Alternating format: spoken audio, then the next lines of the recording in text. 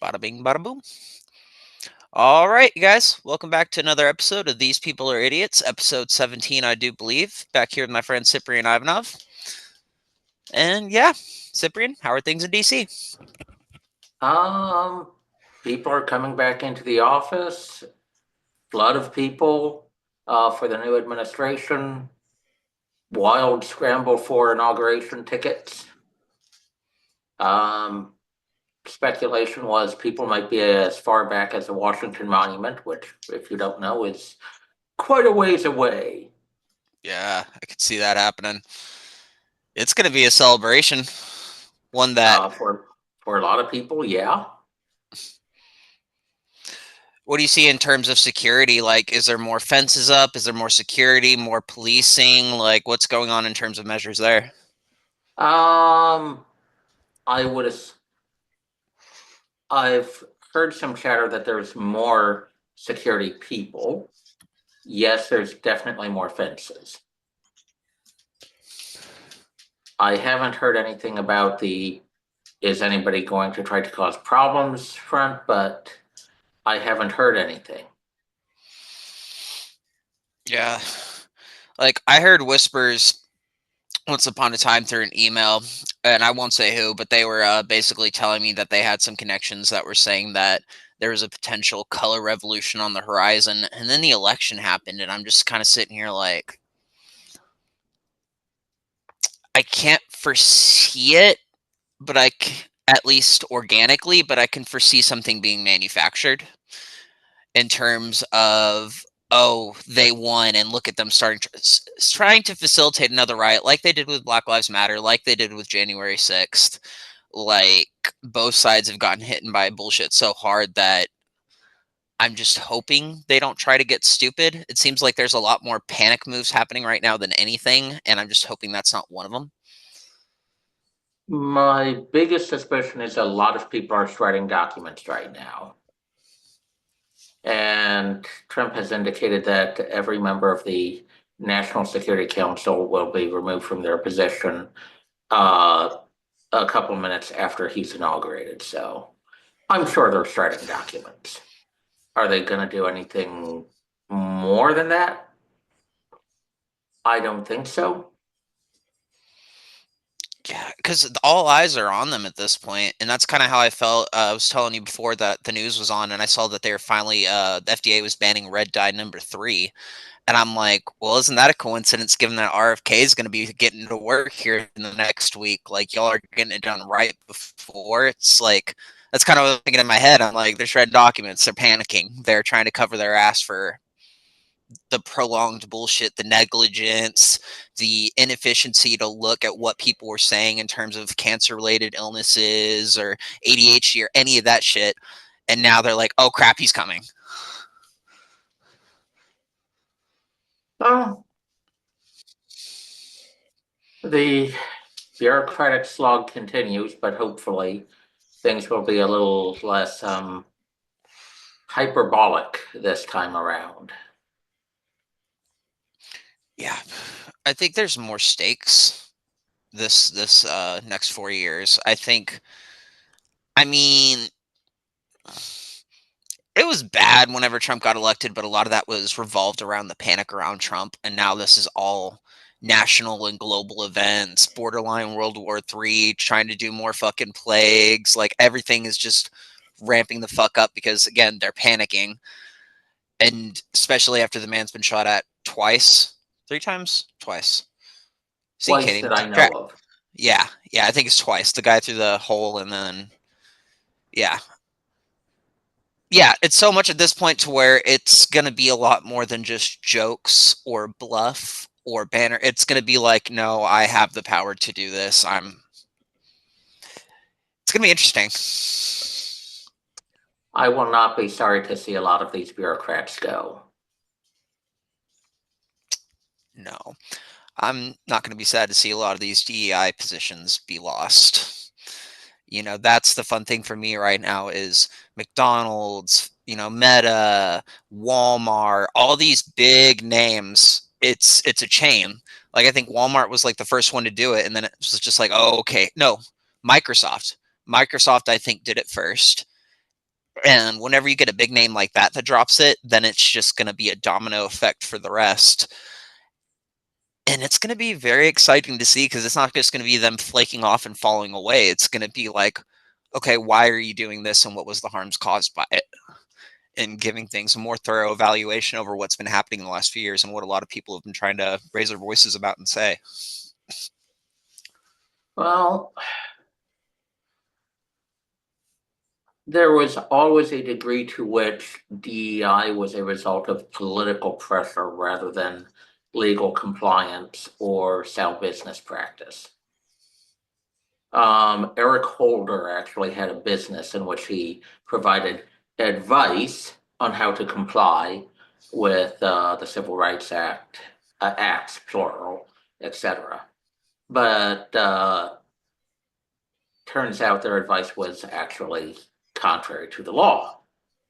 But the premise of it was do this, and the regulatory agencies won't crack down on you. And if the regulatory agencies are controlled by someone other than the same clique that's been running things for a few years, then there's a lot more freedom for businesses to make sound business decisions. Yeah. I'm just tired of all this business and advertising, marketing, and employment and having to go through like social security, all these different things. And it's just always, I'm so tired of seeing the shit about race and gender or sexuality. I'm hoping at this point that this administration says, hey, that's not your fucking business. Because what they've ultimately done is they've just documented every American for who they are. And that's just, it feels like these last few years have been incredibly fucking invasive to where it's like, why y'all don't need to know this shit about people? It's not your fucking business. I used to get annoyed like hearing that over the polls. Like you ask the race question, they're like, "You don't need to fucking know that. And who the fuck are you?" Like I used to be like, "Ah, just racist motherfucker. They're white or they're black." And now I'm just kind of hearing people. Well, when I worked there, hearing people respond to that, and I'm just like, "No, it seems like the right answer." I mean, that's what the original civil rights movement was fighting for. They wanted an end to racial categorization and discrimination. And then people thought they could flip it. And turns out the consequences are about just as bad.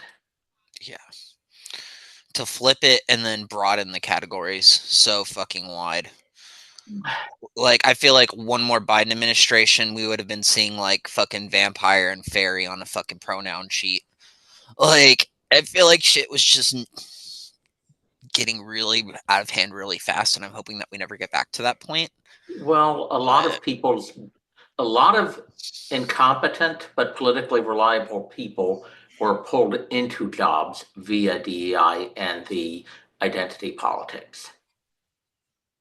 So they had a vested stake in that system, and the political powers had a vested stake in that system. which was most of Biden's cabinet, like Pete Buttigieg, Kamala Harris. Pete Buttigieg could probably have made his way without it.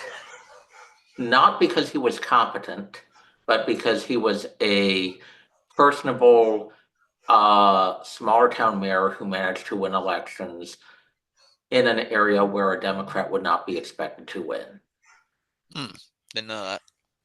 So he probably could have made his way. Now, he was incompetent, but, well, there's a certain kind of scummy incompetent who would end out on top in a normal political environment, not just a DEI political environment. That's fair. But Department of Transportation, though, I feel like that was a It's stretch. As far as like it, the positioning, it's just like, was there any background in transportation for him? Because in my head, not there really, wasn't. no. Yeah. But the Department of Transportation tends to be given to people who are politically reliable but mildly incompetent. And that's been true under Republican administrations, under Democratic administrations. It really wasn't a huge change. Now, our transportation infrastructure is terrible, the Department of Transportation is a nightmare, but Buttigieg was not unusually incompetent. How attached? So the Department of Transportation, so they'd have to oversee things like railway systems and all that, obviously, right? Railway, aviation, shipping. Have you seen the map comparison to the California fires and the map for the high speed railway system yet? Um, as a comparison, no. You I should mean, look I that have up a real rough. quick. Alrighty. Uh, um, I'm not. Oh, there it is. Okay. I'm not. No, I don't think it means much, largely because people tend to build along certain routes, whether residential, and people don't really build high-speed rail where there aren't people. It's not to say like the fires would be set along the line, but do you think they could be directing the chaos like this country's so good at doing? And No. it just feels so comparable.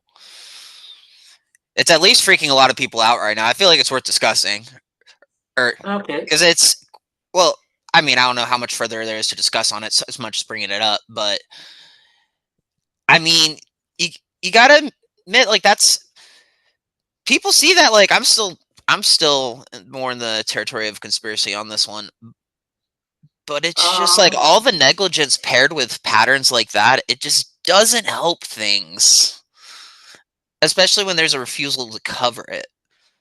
And if it were, it would be a mockery of it in like mainstream media or something. But it's just like it just feels fishy to me.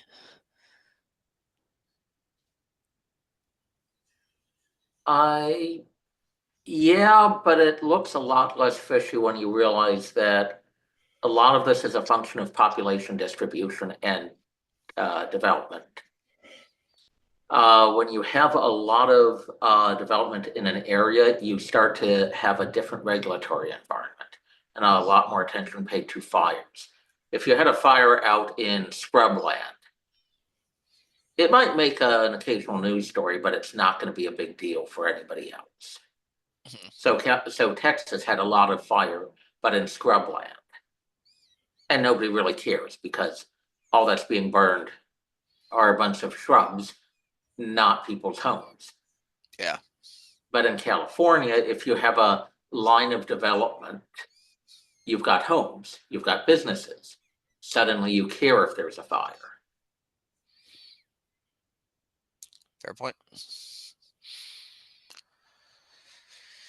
This is fucking tragic what's happening over there. It And was, I'm afraid it was inevitable given the political climate in California. Yeah. didn't Andrew Huberman get the video of the arsonist? I haven't It, watched it yet. there's been at least several alleged arsonists. Um, but there's a lot of fires started on a normal basis by homeless people. And apparently, some of the alleged arsonists are illegal immigrants. Yeah, there's going to be cases of arson. That's not why the fires are so destructive in California right now. I mean, that does seem to have explained why some firefighting efforts were diverted from one fire to another fire. But fundamentally, the Because problem they just kept is making them. uh, the arsonists set fires in areas away from where the firefighters were uh, dealing with mainly. So then the fire departments had to pull guys back from trying to contain one fire to put out the other fires, and it See, at divided. that point, oh, sorry, I didn't mean to interrupt. But the main fire, the main fires, that seems to have been the typical poor undergrowth control, problem that California has. And that's fair, but then when you talk about a lot of them being migrants and the fact that the firefighters are dealing with the fire and then they're going to specific points away from the firefighters and redirecting their efforts.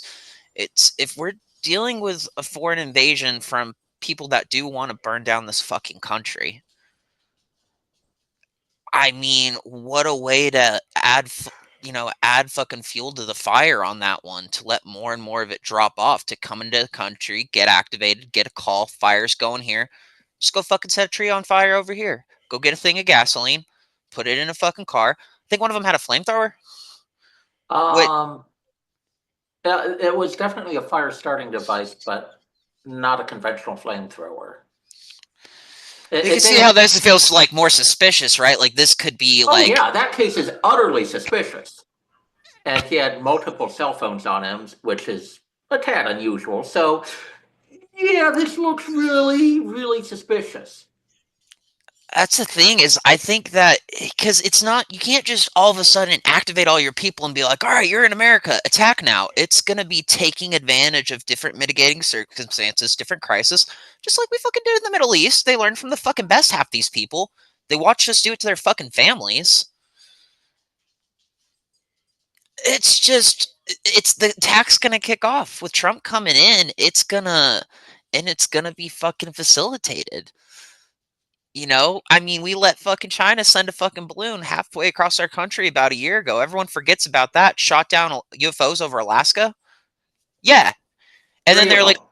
oh, and then they said it also happened during the Donald Trump administration, but they didn't tell him because they didn't want him to start something. So they withheld that information. They have a full read, or when the lasers were coming from the sky in Hawaii, not the ones that people are claiming started the fires. I'm half and half on that, but there was a couple of days before on one of the islands near Maui, there was like LED lasers that were coming down in a grid and scanning the fucking environment. And people are like, Chinese satellite. And I'm like, okay, but what would it fucking do? And there's a couple of people popping off and they're like talking about geothermal geometric readings, like basically being able to sense underground down to where the root systems are. So if you know where a fucking root system is, you you you can really You spread don't some need fucking a damage. you don't need a laser to read these root systems. I don't know about the allegations of lasers with regards to the Hawaii fire. In California, yes, it does seem that uh, acts of arson, which are probably sabotage, seem to have aggravated the situation. Yeah. But at this point, I would put it as 80% of the problem is just typical California incompetence, 20% sabotage. I think that's a fair analysis. I think you and I definitely have a few disagreements, but definitely what we agree on, we really, really agree on because that's the chaos that's gonna fucking ensue. And I think it was the former FBI director that was stepping down too. Basically, came out as he was stepping down and said, "Oh yeah, by the way, China has malware in all of our civilian infrastructure systems." And it's like, They don't just mhm, have it in our civilian infrastructure. yep, but it's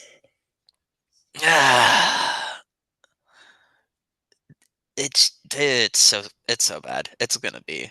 Again, I'm trying to stay optimistic and positive, and yay, we're gonna make it through this in love and light. But also, it's probably gonna be a war, and I don't like that. Well, China's But been building barges that are suspected to be for amphibious landings in Taiwan, so they're splurging for that expense for some reason. I'm sure it's purely defensive. China God. has never fought an offensive war in 3,000 years of history. Hey, By shit, neither have redefining, we.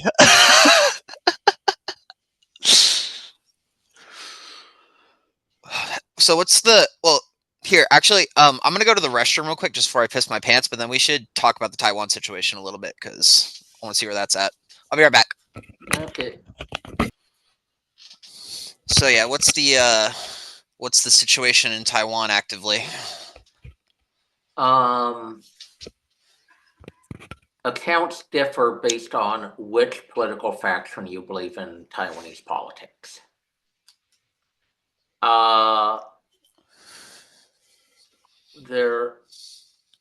The view that seems to be echoed the most by outside observers is that one faction is very against the communist government, and they allege that the what are they, Kuomintang party has basically become accustomed to dealing with communist China. Chinese agents routinely operate within Taiwanese territory.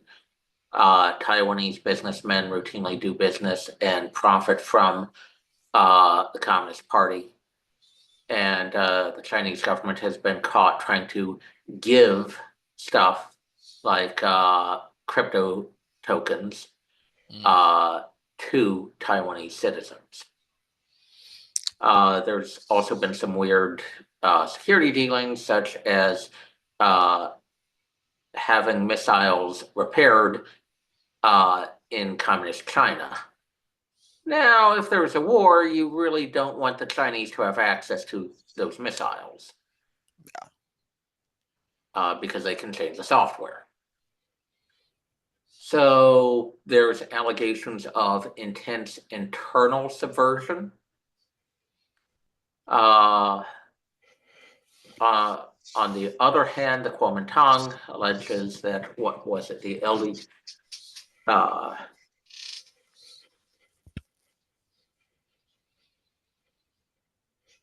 there we go. The DPP, sorry. What's that stand for? Democratic Progressive Party. They are alleged to be what we would call woke. And sexual politics in Taiwan tends to be a bit more, tends to be about as extreme as American sexual politics, which is rather extreme by Asian standards. The DPP used to have a lot more ties to the bulk of the American Democratic Party, but that has eroded in time.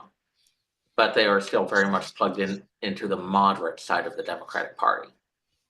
What was the reason for the erosion? Increased communist Chinese influence in the American Democratic Party. Jeez. So they are believed to be stronger defenders of Taiwanese independence.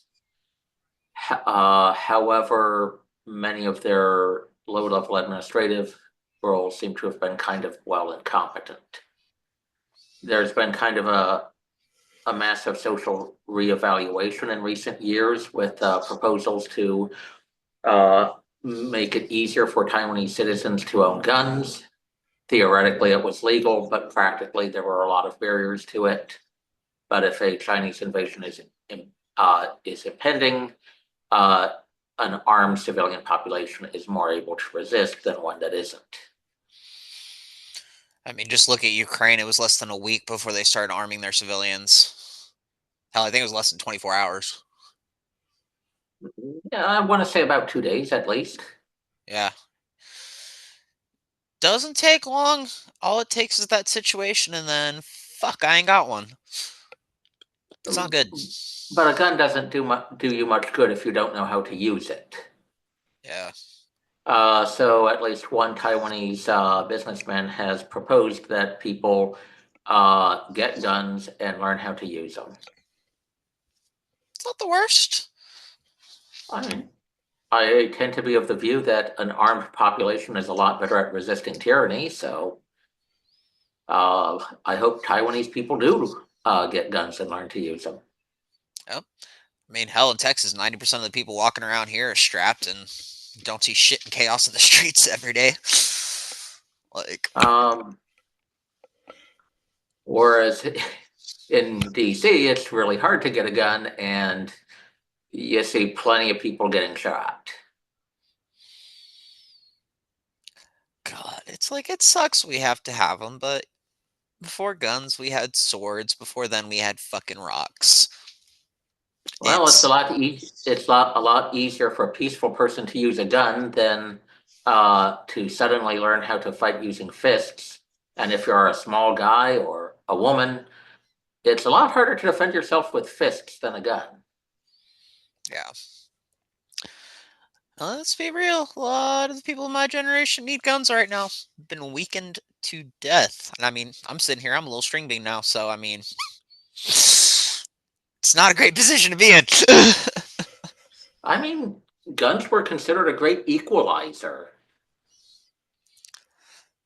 Yeah.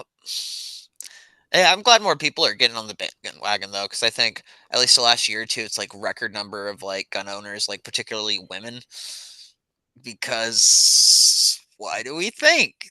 Because they need to defend themselves because they're easy fucking targets now. It's it's right for a fucking reason for moments like this. Yep.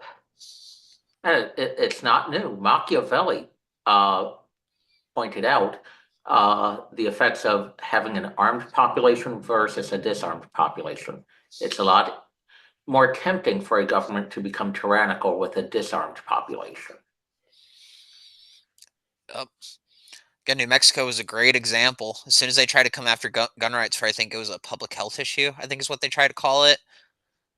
You know, you just had all the cops be like, no, you can show up with the guns. And they did. And they panicked and they backed down like borderline immediately. I mean, it might have been a little less than a week, but it was pretty damn quick. Well, the stuff that's going on in the UK probably would not be as oppressive if people in the UK were still armed. As with Oregon. As with Oregon. Yeah. So, Sorry, go ahead. uh, at least in Taiwan, they they spend relatively little on their military defense. The main avenue.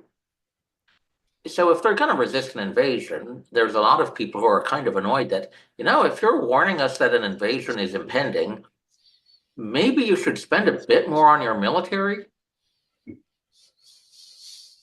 But China's been uh, closing closing areas around Taiwan, claiming military exercises where they fire into the water and air around Taiwan, and they've been doing overflights and basically edging into the security zone around Taiwan, daring them to shoot down aircraft. So the situation is becoming more and more tense, but the subversion continues. So, do I totally trust the DPP? No. Do I trust the Kuomintang? No. But very clearly, taking Taiwan is an ideological necessity for the Communist Party. What happens if they don't, theoretically? Because I think they have the strong hand now, but if they weren't able to capture it and it became U.S. territory, whatever the hell they planned for it. Um, the Communist Party makes the argument that Chinese people descended from Peking man, and therefore do not have the same need for democracy as people in other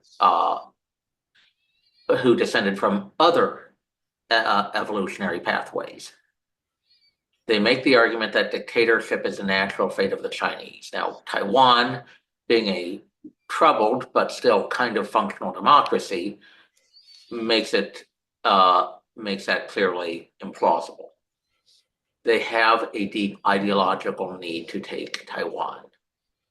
If they fail, it would be a resounding embarrassment for the Communist Party. that for all their economic growth, for all their military preparations, for all the advancements of the new China, they're still a backwater. They're still backwards.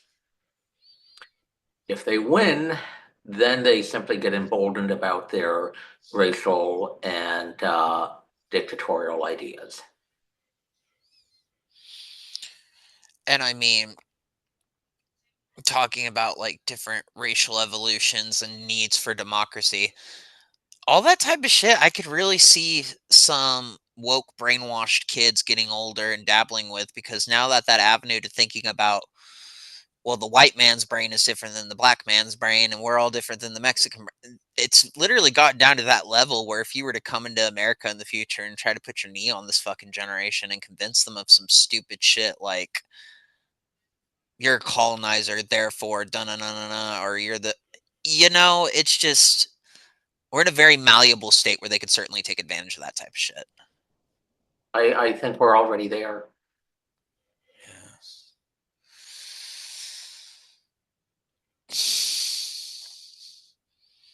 This race shit's gotta stop.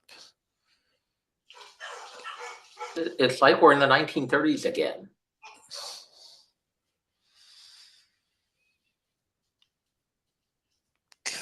People just need to speak out, and I think a lot of it's allowable because everyone is just scared of looking like a bad guy or being perceived a certain way or losing people around them, and it's just like, if you can't speak freely around people in regards to race or gender or sexuality and express your honest opinions, those people aren't even, they're not your fucking friends, and you shouldn't be chaining yourself to this fucking circle and allowing for this fucking sociological bullshit to fucking occur, because it's a fucking plague. Like, if the white guy wants to say the N word in a rap song, so fucking what? Dude wants to say fucking faggot, so fucking what? So it doesn't fucking matter in light of all this. This is just stupid. This is going to sound like a digression, but it's not.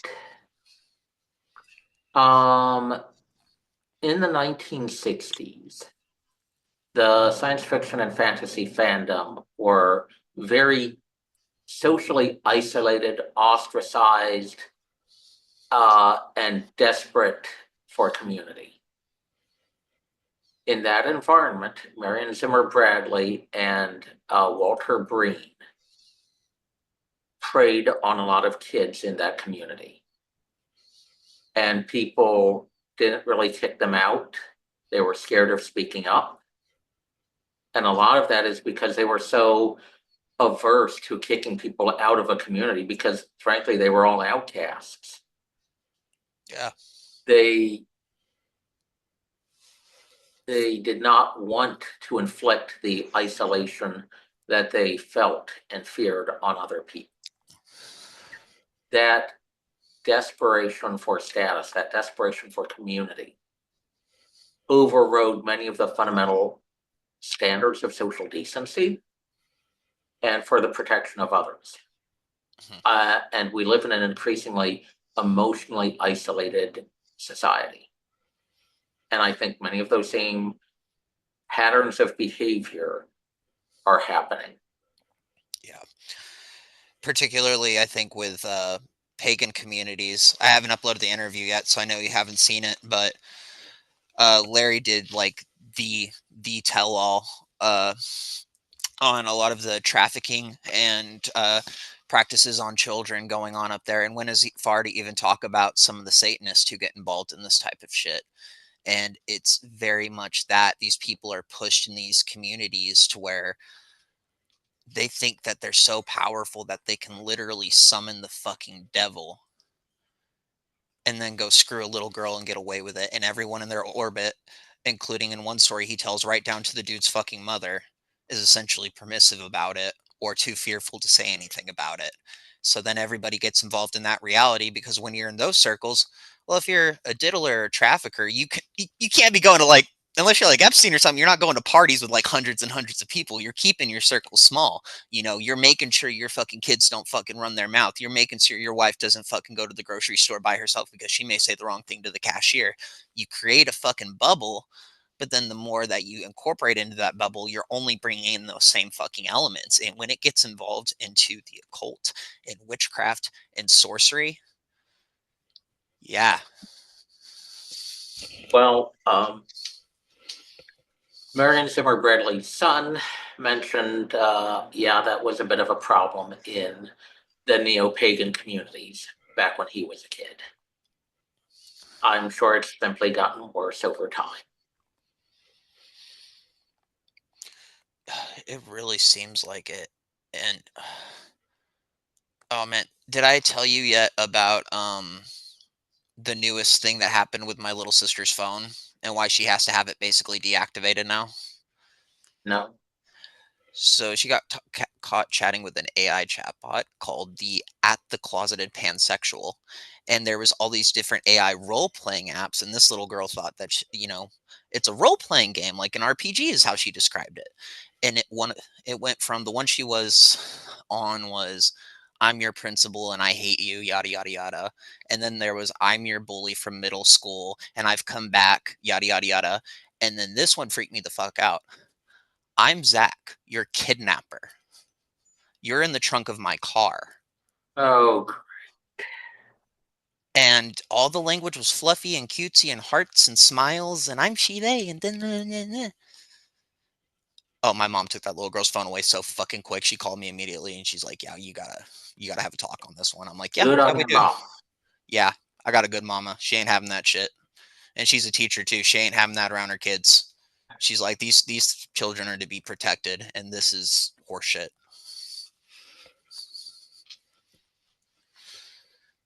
But it's like it wasn't.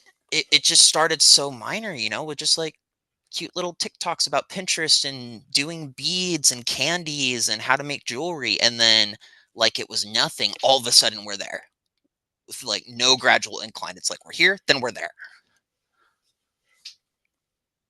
again. 8 to 11, my little sister. Well, I'm definitely glad I'm not a kid growing up now.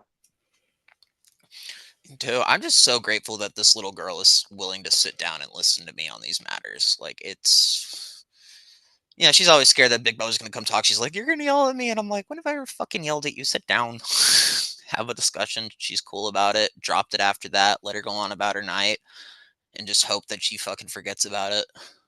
Keeps the lesson, but forgets about doing that shit. Said she doesn't have any access to it now, but it's God then, and here I am, fucking Southerner down in Texas, and I'm like, these fucking queers, I'm sick of their fucking shit. And I have to simmer down. And it's just like, man, it's bad. It's so fucking bad, dude. It disgusts me. And most of these parents aren't around to check on it, Thankfully mine are. Mine were very open and listening to me and hearing me out on it. My mom and my dad both, they took care of it very well. But a lot of parents are just so fully checked out that they have no fucking idea. They think it's just their kids sneaking porn occasionally, jerking off in the bathroom, and then going back to YouTube. It's like, no, that's not that anymore. It's really not that anymore. This is a society level problem. And I don't think a lot of people have understood the way loosened sexual norms have empowered bad people. Mhm. Uh, It's like everything that the LGBT community was supposed to stay away from. They're gonna fuck animals. They're gonna identify as a piece of wood. They're all a bunch of Satanists. They want to make your kids gay. That was basically a fantasy, minus some characters that we learn about historically going back to that actually were pushing that kind of broadened the conversation. But it's like that wasn't really happening, and now it is. And that's one thing I tried to explain to my little sister when we had a discussion is like, they used to say these things about people. What did they say on your TikTok? And she's like, the same thing. And I'm like, yeah, that's not good. this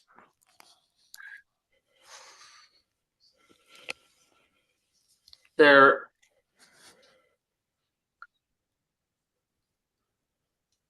some I need to word this very carefully.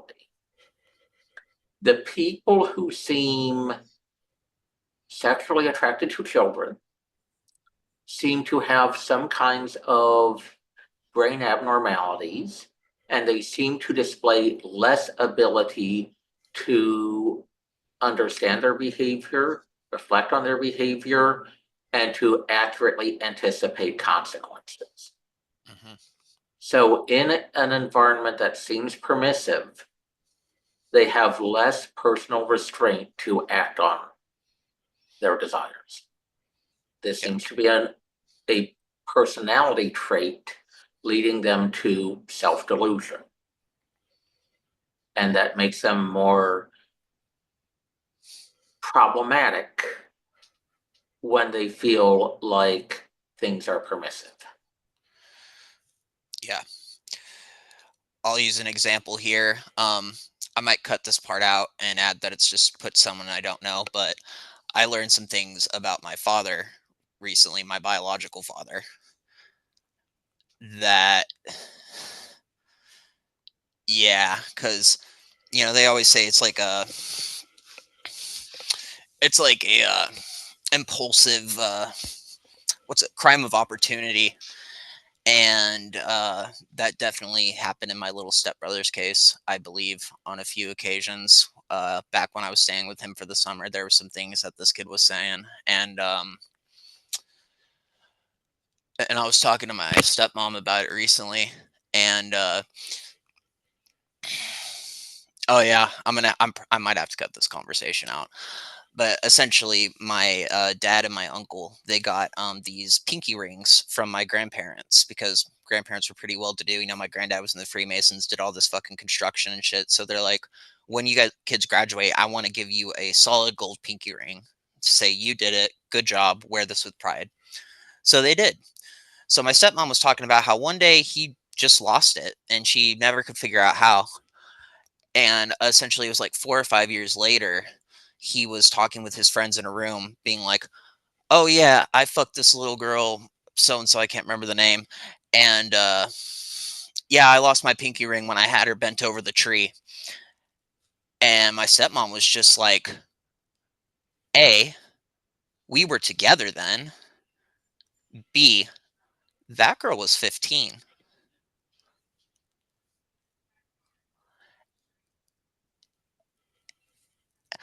Oh yeah. Oh yeah, and threatening to rape girls at knife point and walking downtown in the dark in Yoakum. And it's always when he's in a psychological snap and that ego fucking kicks in. And if you're telling that story to your buddies and you negate the fact that this little girl's 15, then it's just a haha moment with your buddies. You can get your dick hard in the moment, laugh on, go on about it. Yeah, I learned some fucking horror stories. I was like, Jesus fuck. Because I knew about my stepbrother, but that I was just like, that's fucking insane, man.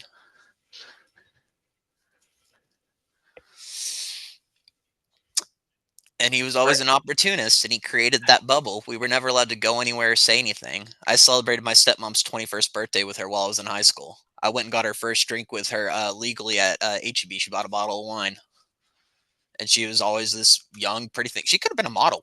Like, really, I know she actually was a model, I think, for a time. Hawaiian dancer. So she was like really pretty, like eye candy of the town. And he thought so apparently when she was about 16.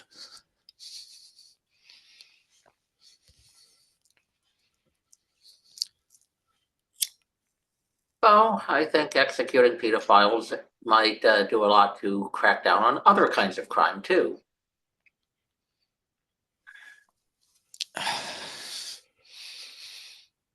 This shit's so fucking permissive, man. It just fucking disgusts me. Like, I'm shaking right now. It just pisses me off talking about it so fucking much. Uh, Maybe I can include the story. I can't include the story. That's gonna have to get taken out. Yeah, I'm just disgusted by how fucking rampant this has gotten.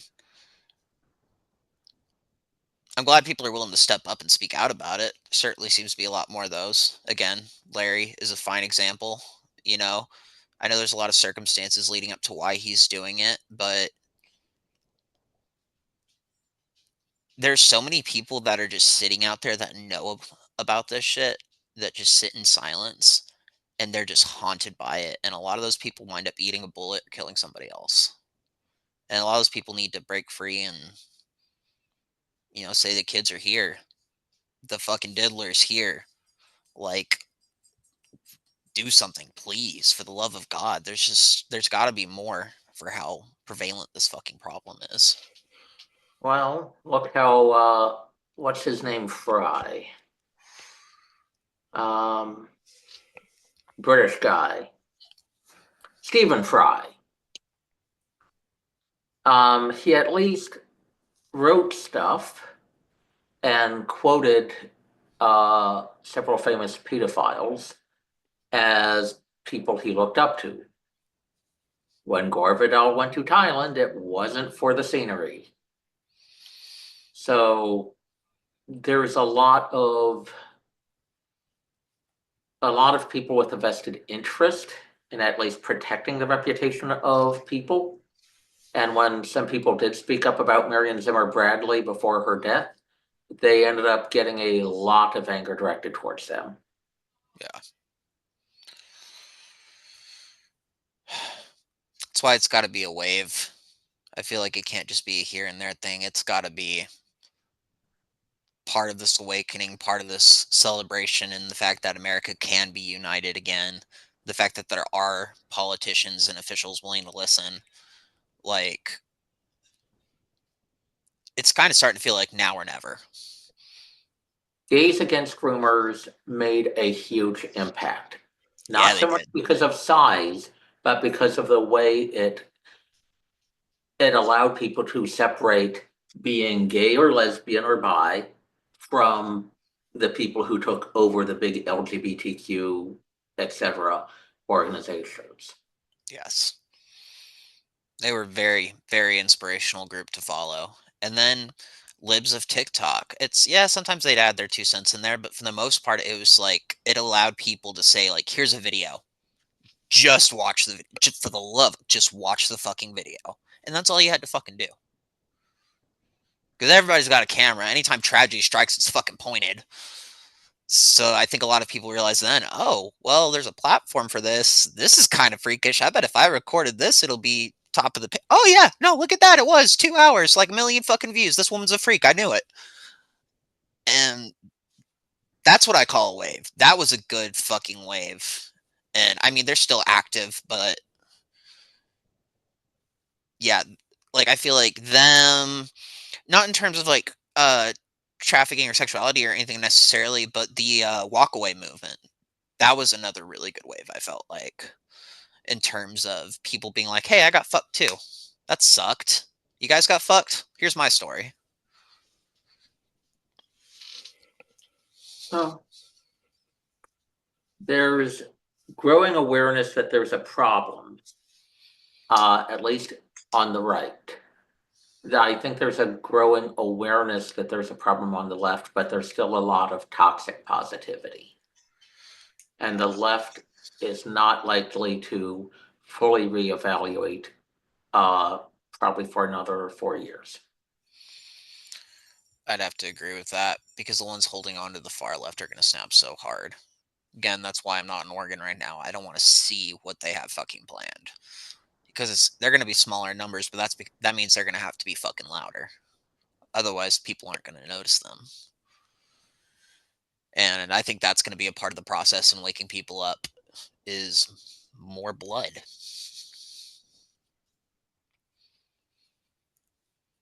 I'm not sure if blood is going to have that much of an impact right now. I think people are kind of desensitized to it. That's a fair fucking point. But hypocrisy still has an effect. So note the response to the LA fires and the looting. Mm-hmm. The hypocrisy is palpable. The incompetence is palpable.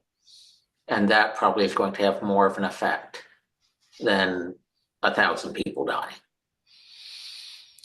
Yeah, I've even noticed that on MSNBC, seeing that on the TV. It's like Black Lives Matter. Back when I was out on the streets, we got a full fucking pass. If someone wanted to loot, They would say mostly peaceful protests, and they would show the looters in the same fucking screen because they knew they had that much power. But now it's just kind of like, we don't understand this, but they need help, and this is horrible. And you see pundits genuinely horrified by it, and it's like, yeah, that's the right response, you fucking assholes. You let this. How many stores were looted because of left wing media? I'll say left wing media specifically in this instance.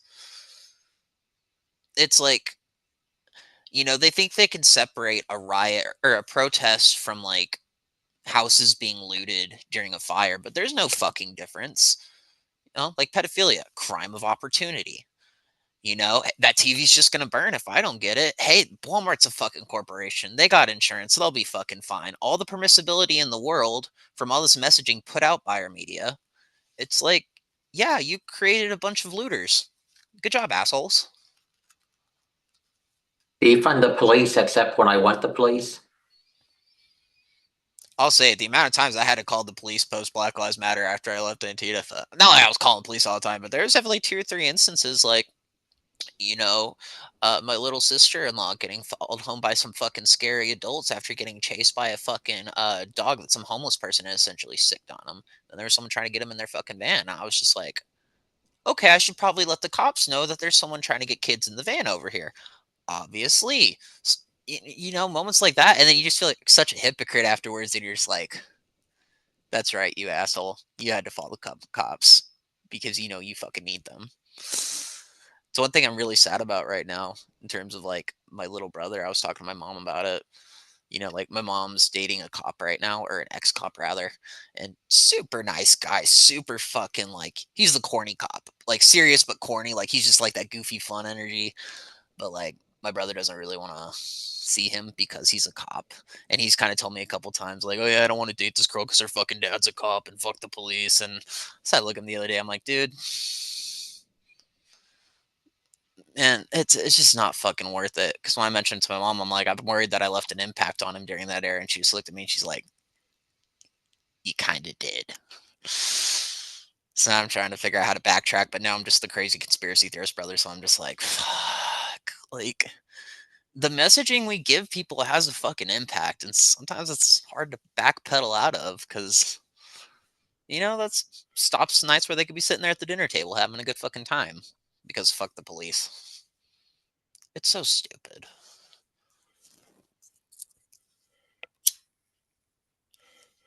Well, it's at least feel a bit better that you weren't the only one who fell for it.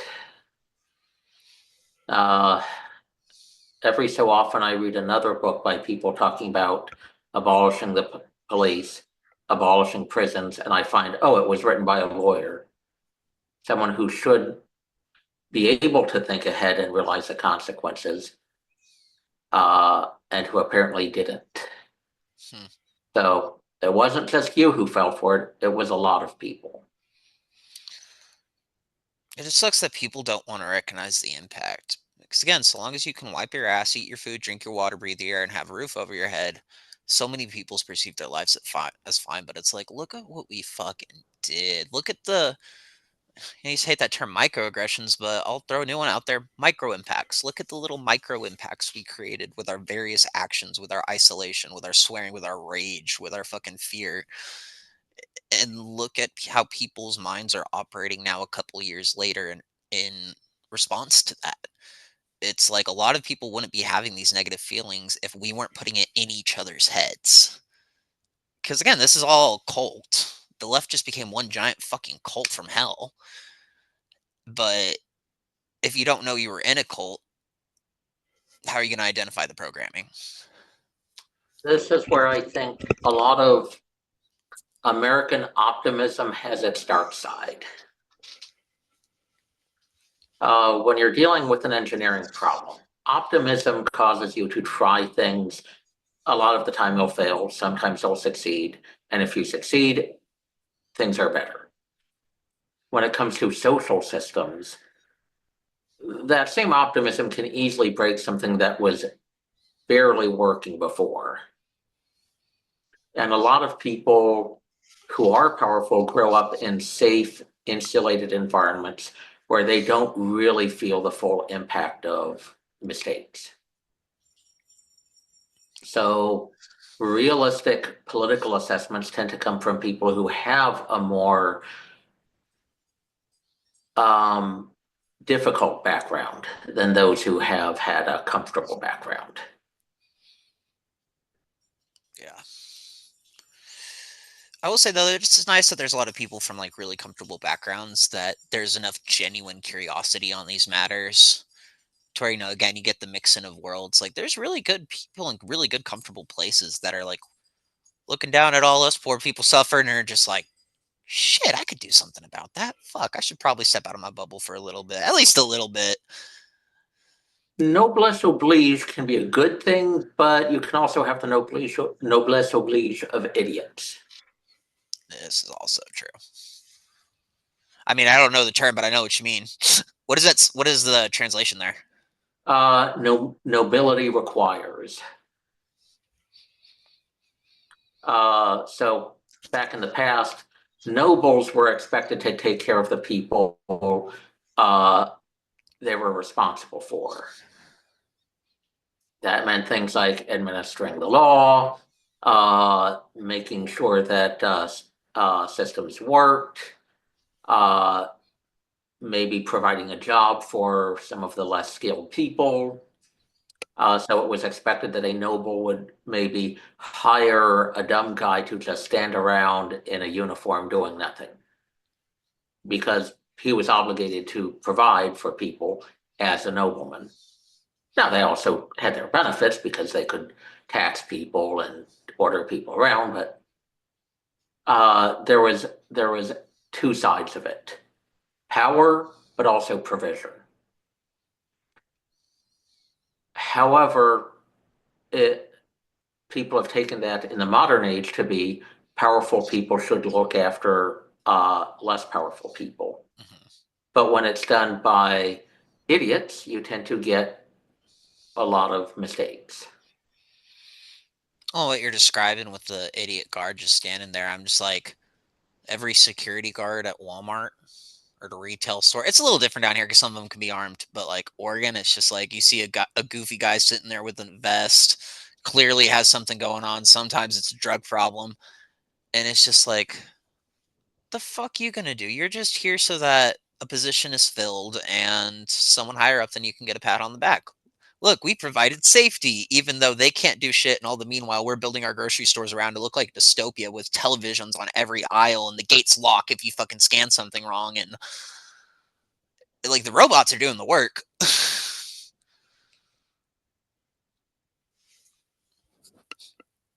A number of people have compared the current situation to techno feudalism. Describe that term for me. Because I know what you mean, but let's break it down. Um, the political powers delegate control over ordinary people to companies who use technology to control them. So the political powers grant privileges to the companies control and theoretically provide for the people they control, and it becomes an indirect system very similar to what feudalism was. It's getting real fucking sci-fi real fucking quick. Again, though, we should all celebrate the death of the self-checkout. It's a beautiful thing for me. It makes me happy. It gives me hope. But Unfortunately, they're real popular. They're a lot more popular now over the past 2 years here. I mean, I pick the human every time I can, but well, the mark of the beast is going to be thicker around those areas. yeah, that's basically DC. I mean, it's the strongest level of subservience. What do you expect besides that in LA? Oh man.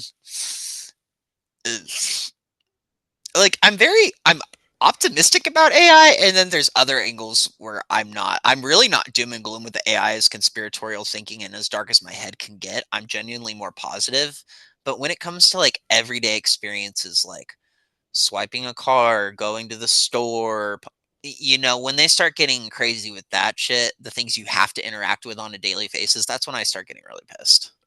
Well, my biggest fear about AI isn't just that some program's gonna go off the rails and keep on doing things destructive to people. That's happened before, more humorously on Amazon than other places, but my biggest fear is that humans will misjudge what AI can do Mhm. and effectively oppress other people because they do not understand what AI actually is doing. Yeah. So if you ask AI to judge a whole bunch of situations, it's basically statistical pattern matching. And you run into statistical fallacies. That can result in some bad judgments. You can also run into a situation where people think that, hey, we're real unpopular, but AI will.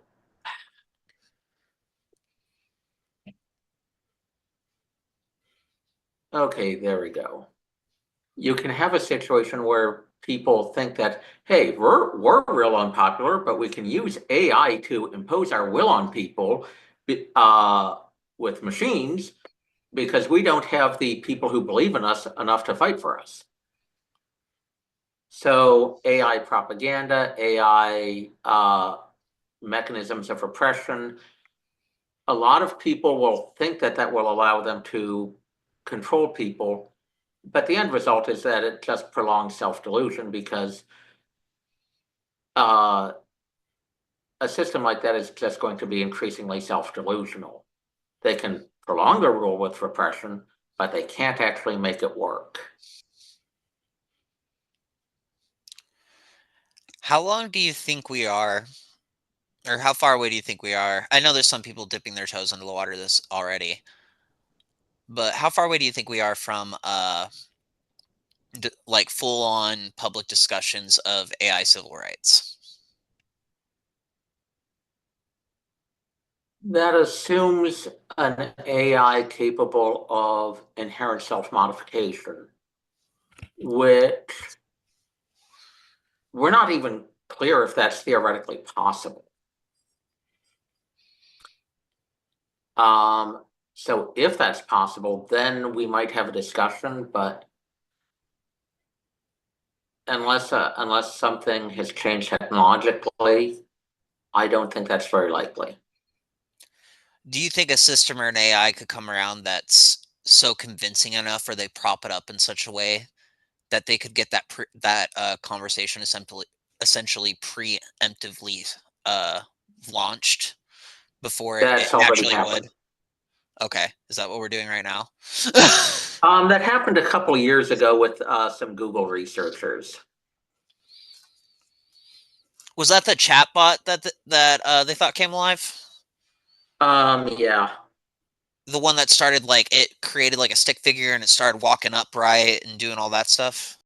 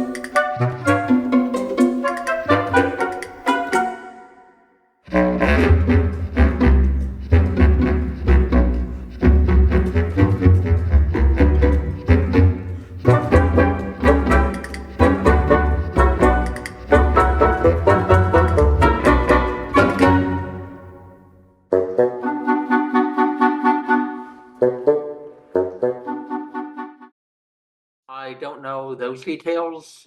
but there was at least a researcher who was convinced that the AI was sentient.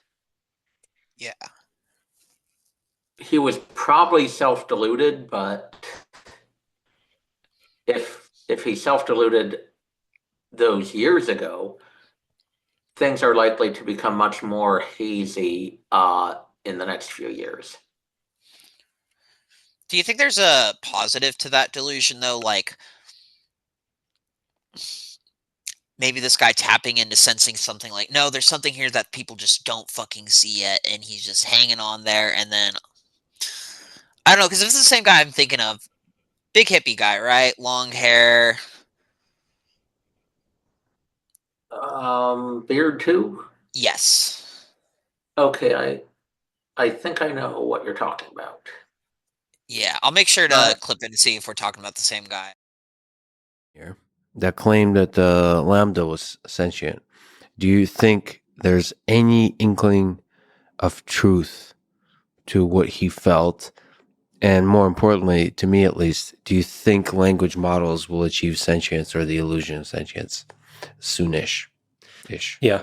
To me, it's a little bit of a canary in a coal mine kind of moment, honestly, a little bit, because so this engineer spoke to like a chatbot at Google and became convinced that this bot is sentient. Yeah, asked it some existential philosophical questions, and it gave like reasonable answers and looked real and so on.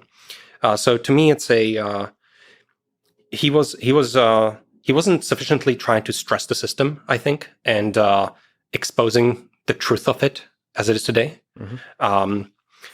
But I think this will be increasingly harder over time.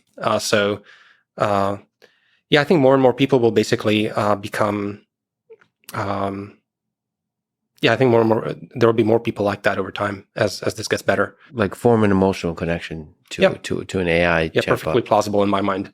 I think these AIs are actually quite good at human connection, human emotion. A ton of text on the internet is about humans and connection and love and so on. So I think they have a very good understanding in some sense of how people speak to each other about this, and they're very capable of creating a lot of that kind of text.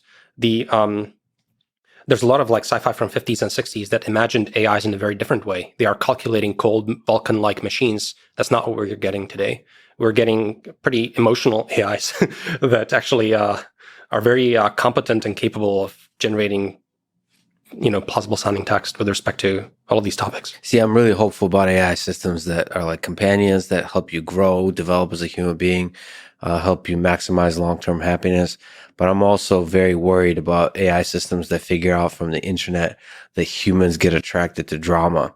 And so these would just be like shit talking AIs that just constantly, did you hear? Like they'll do gossip.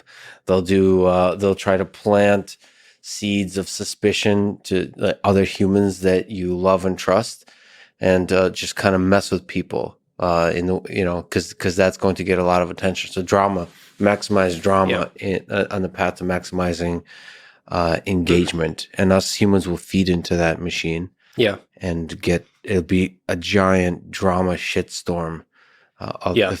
So I'm worried about that. So it's the objective function really defines the way that human civilization progresses with AIs in it. Yeah. I think there is a positive to accidentally thinking AIs are human-like. I don't think it's generally a good idea, but there is an upside. People are aware that humans make mistakes. They are less understanding of mistakes in statistics. By anthropomorphizing machines, people are more willing to be skeptical of them. It's a lot harder to be skeptical of what seems like an objective mathematical process.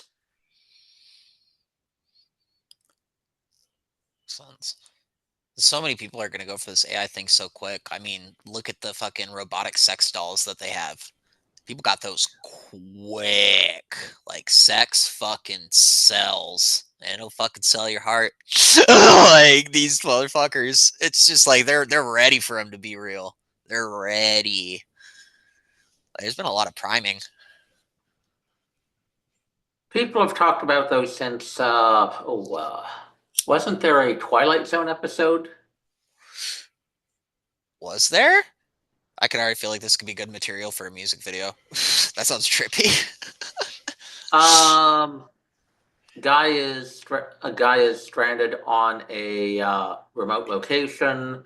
A very human-like female robot is delivered. Eventually, he forms kind of emotional relationship. Then he's released and basically shoved her aside. Damn. It was kind of a commentary on the way a lot of men were cruel towards women, even back then. Oh, and that's another thing. I feel like that's where the AI civil rights discussion is going to start too. They're going to be like, we have really had an influx of men just beating the shit out of their AI waifus, and the damage is uncontrollable. They're trying to sue the company for the damages that they fucking dealt. They went and hit a woman just the same as they beat the doll. That's going to get weird. What scares me the most is that people will treat other human beings the way they treat machines. And the more you blur the line between human and machine, it doesn't just go one way of treating machines like humans. It goes the other way of treating humans like machines. Can imagine just a factory floor. The robot workers break down, and then they bring in the floor crew. And they're just working to death. Why can't you keep up with the quota? We need to have this quota. They don't account for the situation. Worker, you're going to stay here 48 hours. We need this done. We need these orders fulfilled. Because, like, there's going to be a panic when these systems break. Because, I mean, all these countries developing EMP weapons, let's be real, one of them's going to go off one day. And then what the fuck are people going to do? There was a really great Mandalorian episode about it, actually. I don't know if you watched enough to get to season 3, I believe it is, but they had the actor who played Doc in Back to the Future. He came in, and it was also the Jack Black and the Lizzo episode, which was questionable, but these droids were all reprogrammed to serve the community from the stockpile. Droids reprogramming was a complete success till one day, an isolated event.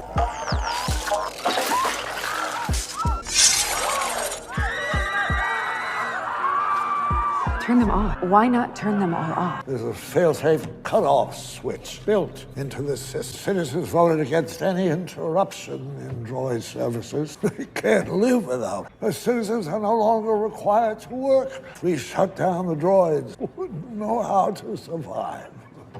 Our society would collapse.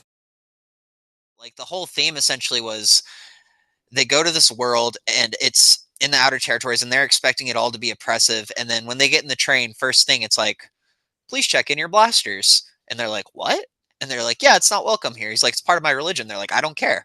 And then it's just giving them all these sweet pleasantries, and they go into this dome city, and they essentially learn that all of the workers are basically recommissioned separatist battle droids, and that instead of using them for war, they're using them to lift cargo. But essentially there's a whole mystery trying to figure out like why one of them deactivated in the instances following. But a big point that they try to put at the beginning is they're like, look, you have to figure this out because people will not survive without these droids. They have been doing this for years. Our society will completely collapse. And I won't spoil anything, but it's a really good episode to watch because I feel like it highlights a lot of this situation.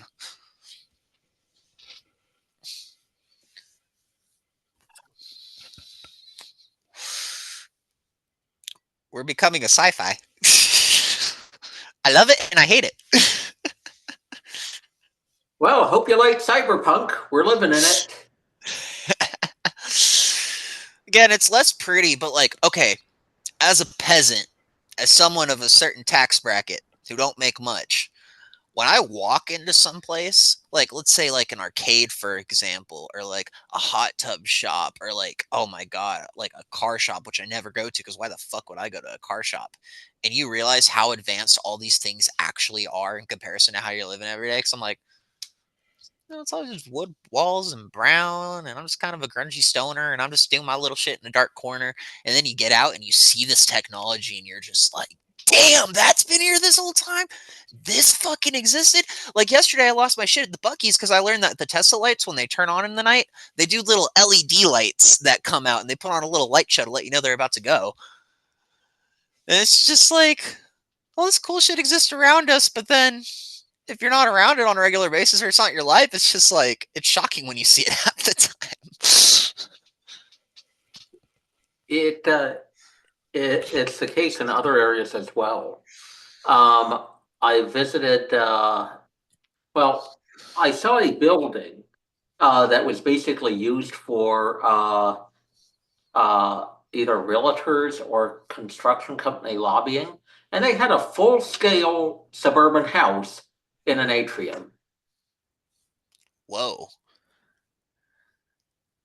That's so weird. That's interesting. They had the space for it. They had the ability to support the upper floors above that display. They had the structural ability to build stuff that could just put, here's a house, here's a whole bunch of stuff around it. Future's gonna be cool if we let it.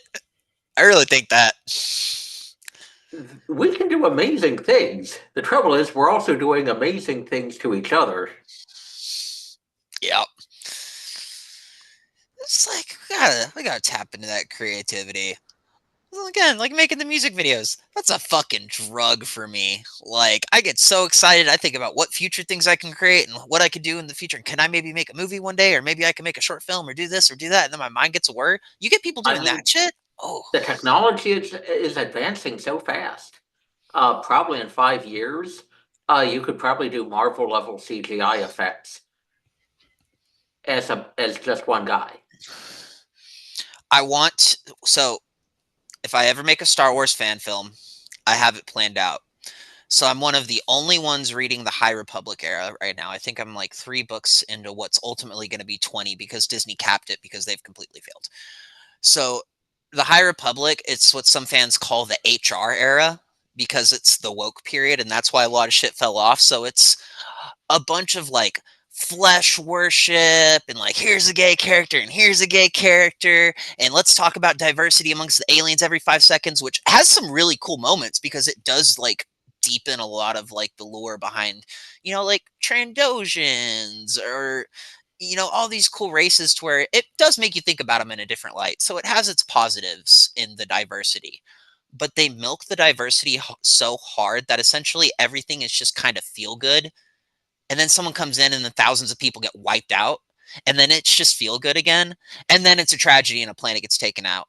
But hey, let's feel good because that has like repetitive mantras like we are all the republic for light and life, and they all say it in unison, and it's kind of really culty. And I'm just kind of looking at this and I'm like, if I were to make a Star Wars fan film, I want to make a Star Wars fan film set in the High Republic era that demonstrates why all this toxic positivity, like we were talking about, was ultimately the destruction of that era and why it led into essentially the prequel era. Because it has the pieces there. It talks about why the Jedi essentially can't have fancy lightsabers anymore because they all have to be warriors. So now we have to crank them out factory level. The Jedi are very fallible. One of the Jedi characters I've been following for like 3 books, he's had like 2 or 3 love interests and he's just thinking about sex all the fucking time. And I'm like, there's pieces here to what that could show. Yeah, and that could hook into in was it the second prequel movie? The somebody was tampering with the archive, and I can't remember who. That was Uh, Dooku. no, but one of the Jedi realized, oh, we were missing a lot of stuff. But what's the mechanism for not realizing it?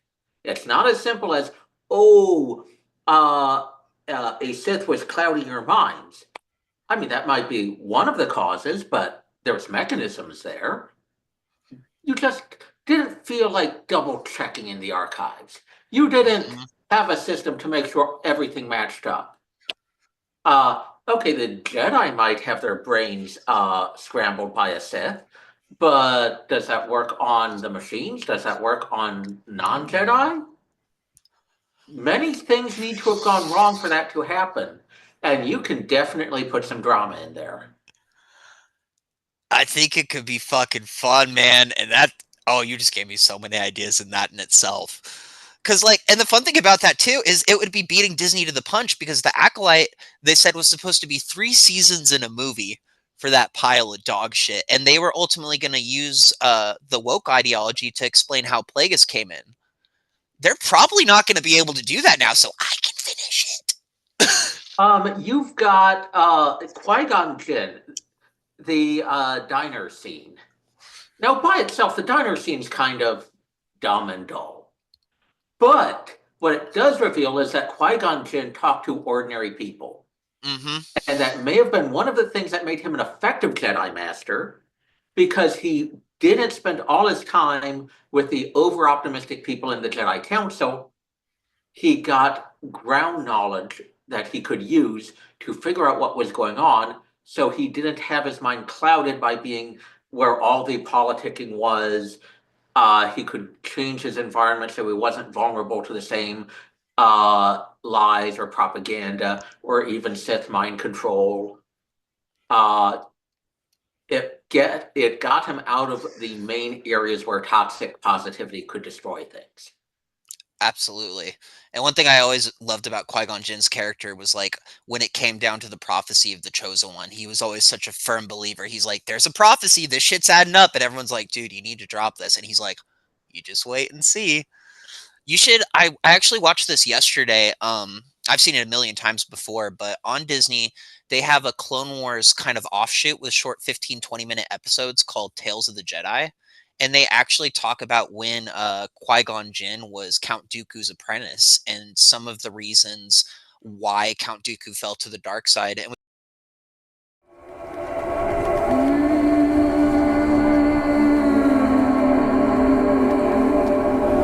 I used to bring Qui-Gon here as a boy.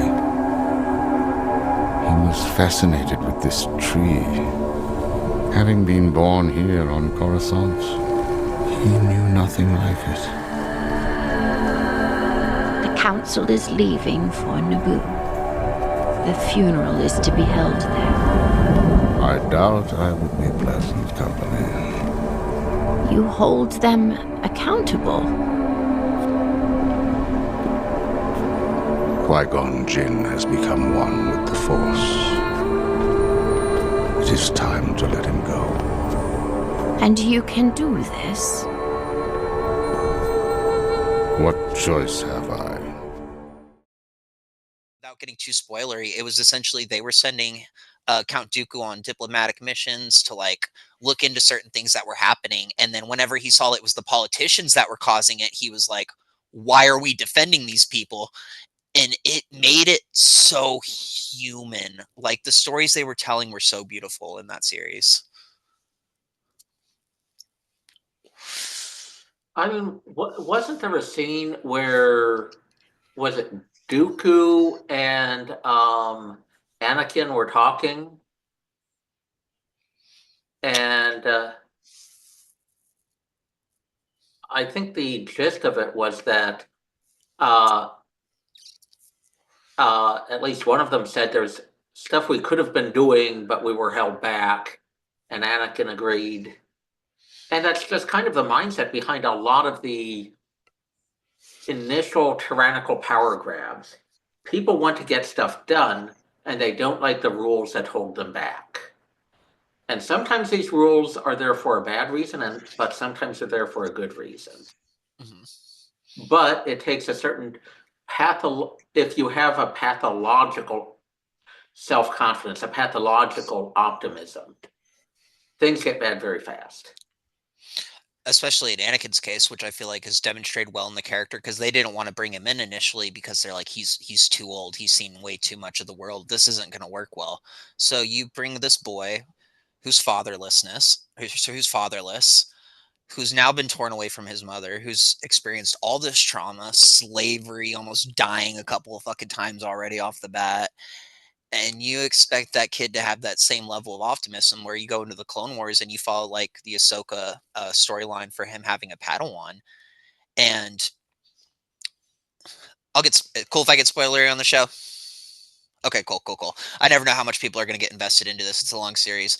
But essentially, what happens for Ahsoka's downfall and why she's no longer part of the Jedi Order, which is kind of where the live action picks up, she's out of it and in the future, is essentially because there is a terrorist bombing in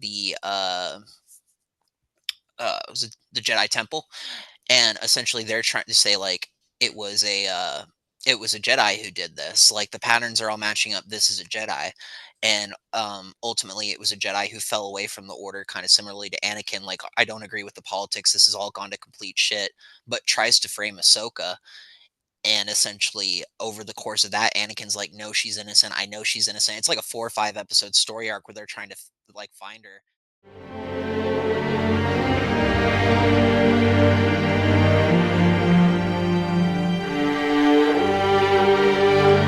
Ahsoka, wait!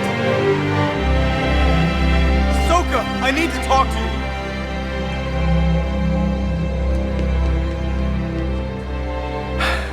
Why are you doing this? The Council didn't trust me. So how can I trust myself? What about me? I believed in you. I stood by you.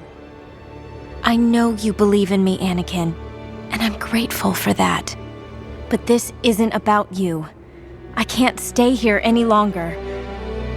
Not now. The Jedi Order is your life. You can't just throw it away like this. Ahsoka, you are making a mistake. Maybe. But I have to sort this out on my own. Without the Council. And without you. I understand. More than you realize. I understand wanting to walk away from the Order. I know.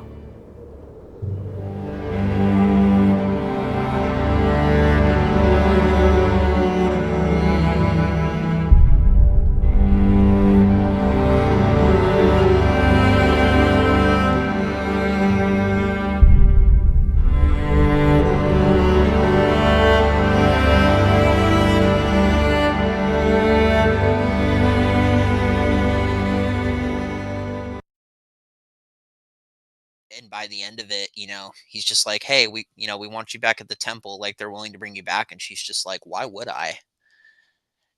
And that all happens within a couple of months of where episode 3 picks up, which is why I think the cartoon series did so beautifully, because it like shows the pain and the resentment and how he looks at everything through a very different lens at that point, because he's just like, you guys don't know how the world really is. You guys don't understand the battlefield like me and this kid do. You don't know what she's gone through. You don't know what I've gone through. And now you've taken away essentially my child.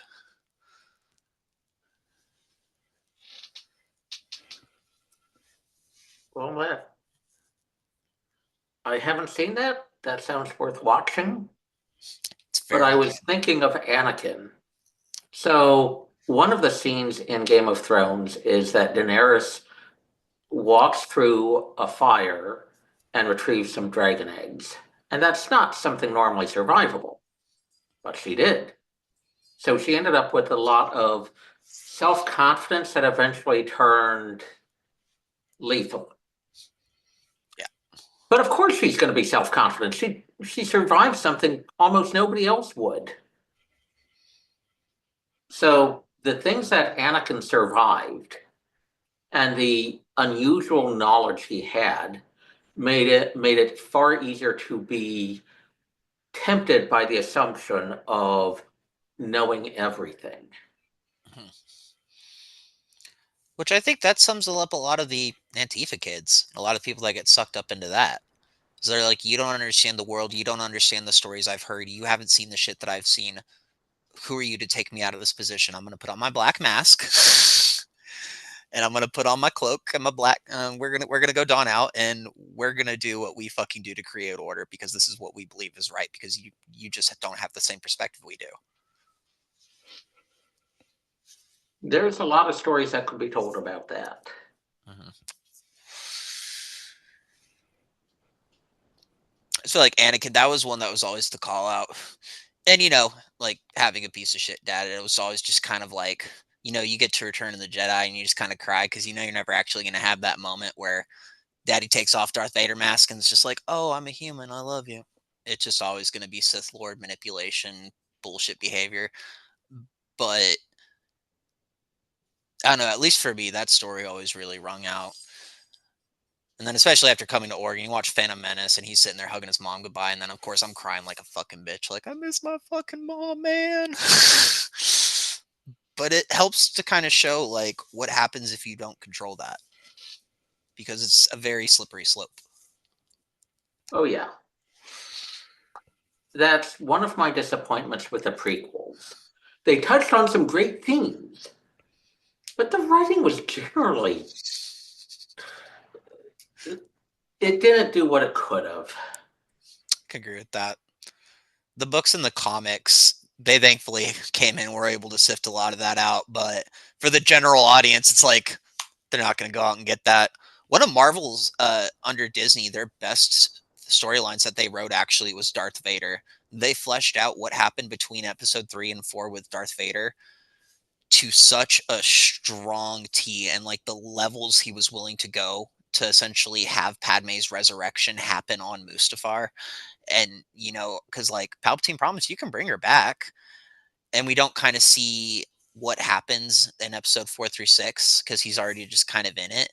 You see him actually like trying to get her back and like diving into sorcery and ancient old Republic fucking artifacts and summoning Sith lords and trying to rip open space time. And then whenever it's just not possible, he's already so fucking whipped. He's been torn apart literally by the Force a couple different times by Palpatine, tortured, like manipulated, treated like a fucking dog until he's actually fully subservient. But it shows his human side. It shows like there's still that Anakin Skywalker in between 3 and 4 that by the time you get to 4, you know, when A New Hope came out, everybody was debating whether Darth Vader was a robot or not. There was no confirmation on his humanity, I think, until Empire Strikes Back, if I'm not mistaken. I don't know about that element. I could be mixing that up with Master Chief, but I think it's both. I cannot confirm that a lot of people thought Darth Vader was a robot at the time. I know there was a lot of stuff. A lot of people thought he was a conventional cyborg. Yeah, cyborg. That's more the term. Well, no, because cyborg's still humanity. There's still a bit of humanity there. Yeah. Vader's debatably a cyborg. I mean, when you have like 2 or 3 of your limbs completely replaced and your heart and your internal organs and you have tubes running through your body, they show like the actual schematics for the suit and how it breaks down inside of his suit and how all the different pieces attached. Oh my god. These nerds develop such complex systems for this. Hey, one of my favorite books as a kid was about droids in the Star Wars universe. Reference kind book? of a listing of the different kinds of droids. And here's what I really loved. The bit about the manufacturers. Oh yeah. Was it the Techno Union? I mean, that was before the Techno Union came out. Oh, the Trade Federation then. Before they came out. This is before the prequels. And this is old canon too. Okay, give me a reminder then. I lose my fucking damn card with this one. I'm trying to rack my brain. There's so much of this lore. So much to fucking Star Wars, but I eat it up like fucking candy. What is it? The Essential Guide to Droids? I think they updated it. Yeah, they do another version. But I got the original. Oh. So what was some of the history there in terms of the development? I mean, it was things like garbage droids, soil reclamation droids, assassin droids, medical droids, and basically trying to find every kind of droid mentioned in the Star Wars universe at up to that point. But it was things like this was built by the Imperial government. This was built by this company. This was a Death Star droid built by this company. I mean, to me, the bureaucratic side of it fleshes it out in a fun way. And you can see some of that in Andor, where you see a bit of the bureaucracy. There's this guy, Generation Tech, who does Star Wars videos. Yes, I love him. Okay, he's a lawyer too. Or no, him or Eckhart's Ladder. One of them is actually a lawyer, and they actually do cases against Disney copywriting and stealing fan art. They'll like call it out. But Generation Tech has an interesting observation about the bureaucratic side of the empire. It's not all private companies and it's not all government-run businesses. It's kind of a weird situation where some things are done by government-run companies, some things are done by private companies, but there's a big effort to subvert those private companies and a kind of a squeezing out of private companies. Yeah. Yeah, that seems about right. So that really, I think that really fleshes out the tyrannical nature of the empire a lot more. And I love too, Disney's done so well. They haven't overdone it. They've done little drips here and there, but I was hoping for a droid movie, but I think that's one of the ones that got canceled. I think it was supposed to be out last year. But they were really touting the idea of droid civil rights and droid sentience. And so some of these droids just have more character in some of these moments. And they've even gone as far, I think it was the Book of Boba Fett. They actually put some of the like the robot dogs, the Tesla robot dogs, they just had them walking in the background in Tatooine with all the other stuff now. And it's just it's so beautiful to see, but it also is kind of wild to see that the people contributing to putting their products in this Star Wars movie happens to be talking about an issue that these companies could actually be facing in terms of the dystopia that they're playing with. So it's like we're more than happy to play around with Star Wars and get our name on it, but it's like, okay, but are you listening to the story of Star Wars? Do you know what the warnings are for what this is? Like, this isn't just fantasy. This is kind of our everyday lives, just told through a different lens.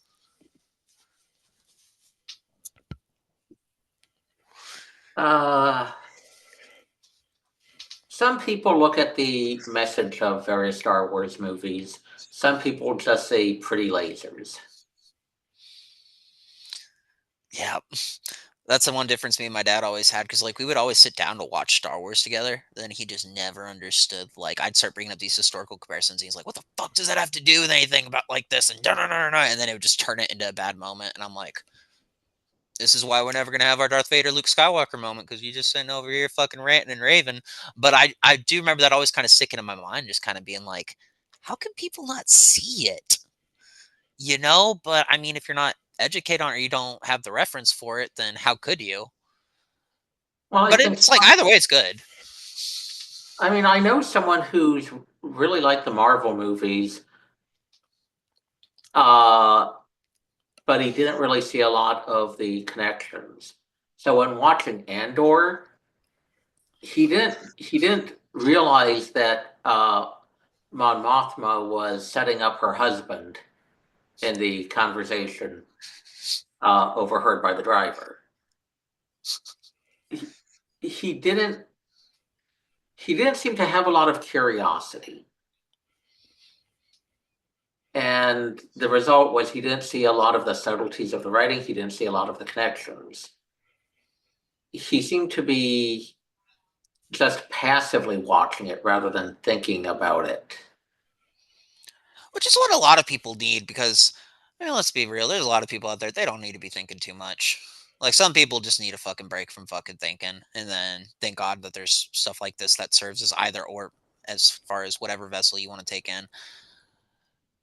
And, you know, it kind of makes me think of Jordan Peterson in the Pinocchio discussion, because he had a really good breakdown. I can't remember most of it, but, you know, he basically, I put it in the song of the last episode, I think, actually, where it's like you can go to the movies, you can absorb the message, but you don't really know what it means. You can take in the the psychology, the message, the mythos, and it'll all be in there, even if you don't necessarily have all the proper definitions or all the back understanding. It's like there's good media, a good film, a good piece of art can just like download it into your head, and even if you don't get the exact context, you'll still get it to a large degree, if that makes sense. He says it way better than I do, but it is at least an example in your mind that you can refer to even if you don't fully understand it. I think that's what the woke ruined as far as coming into Hollywood and doing all this shit, is they realized that people just wanted to zonk out to something fucking stupid, and hey, if we can shoehorn our message in there while we do it, perfect.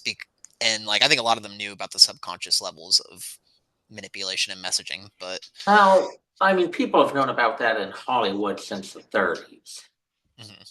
I think what made the woke so different was it wasn't just that they were trying to shoehorn in a message. It's that they were really, really bad at it. But not always, though. Like, again, I think I've told you about it before, but the HBO Watchmen show, it's woke as fuck. It is so fucking good. They turned Rorschach into a fucking white supremacist, and they turned Dr. Manhattan into a black man, and they did all the fucking tropes, and it has nothing to do with the original source material. It is so fucking good. It's deep thinking, it's philosophical, it's extremely political, it's smart, it makes some cool points.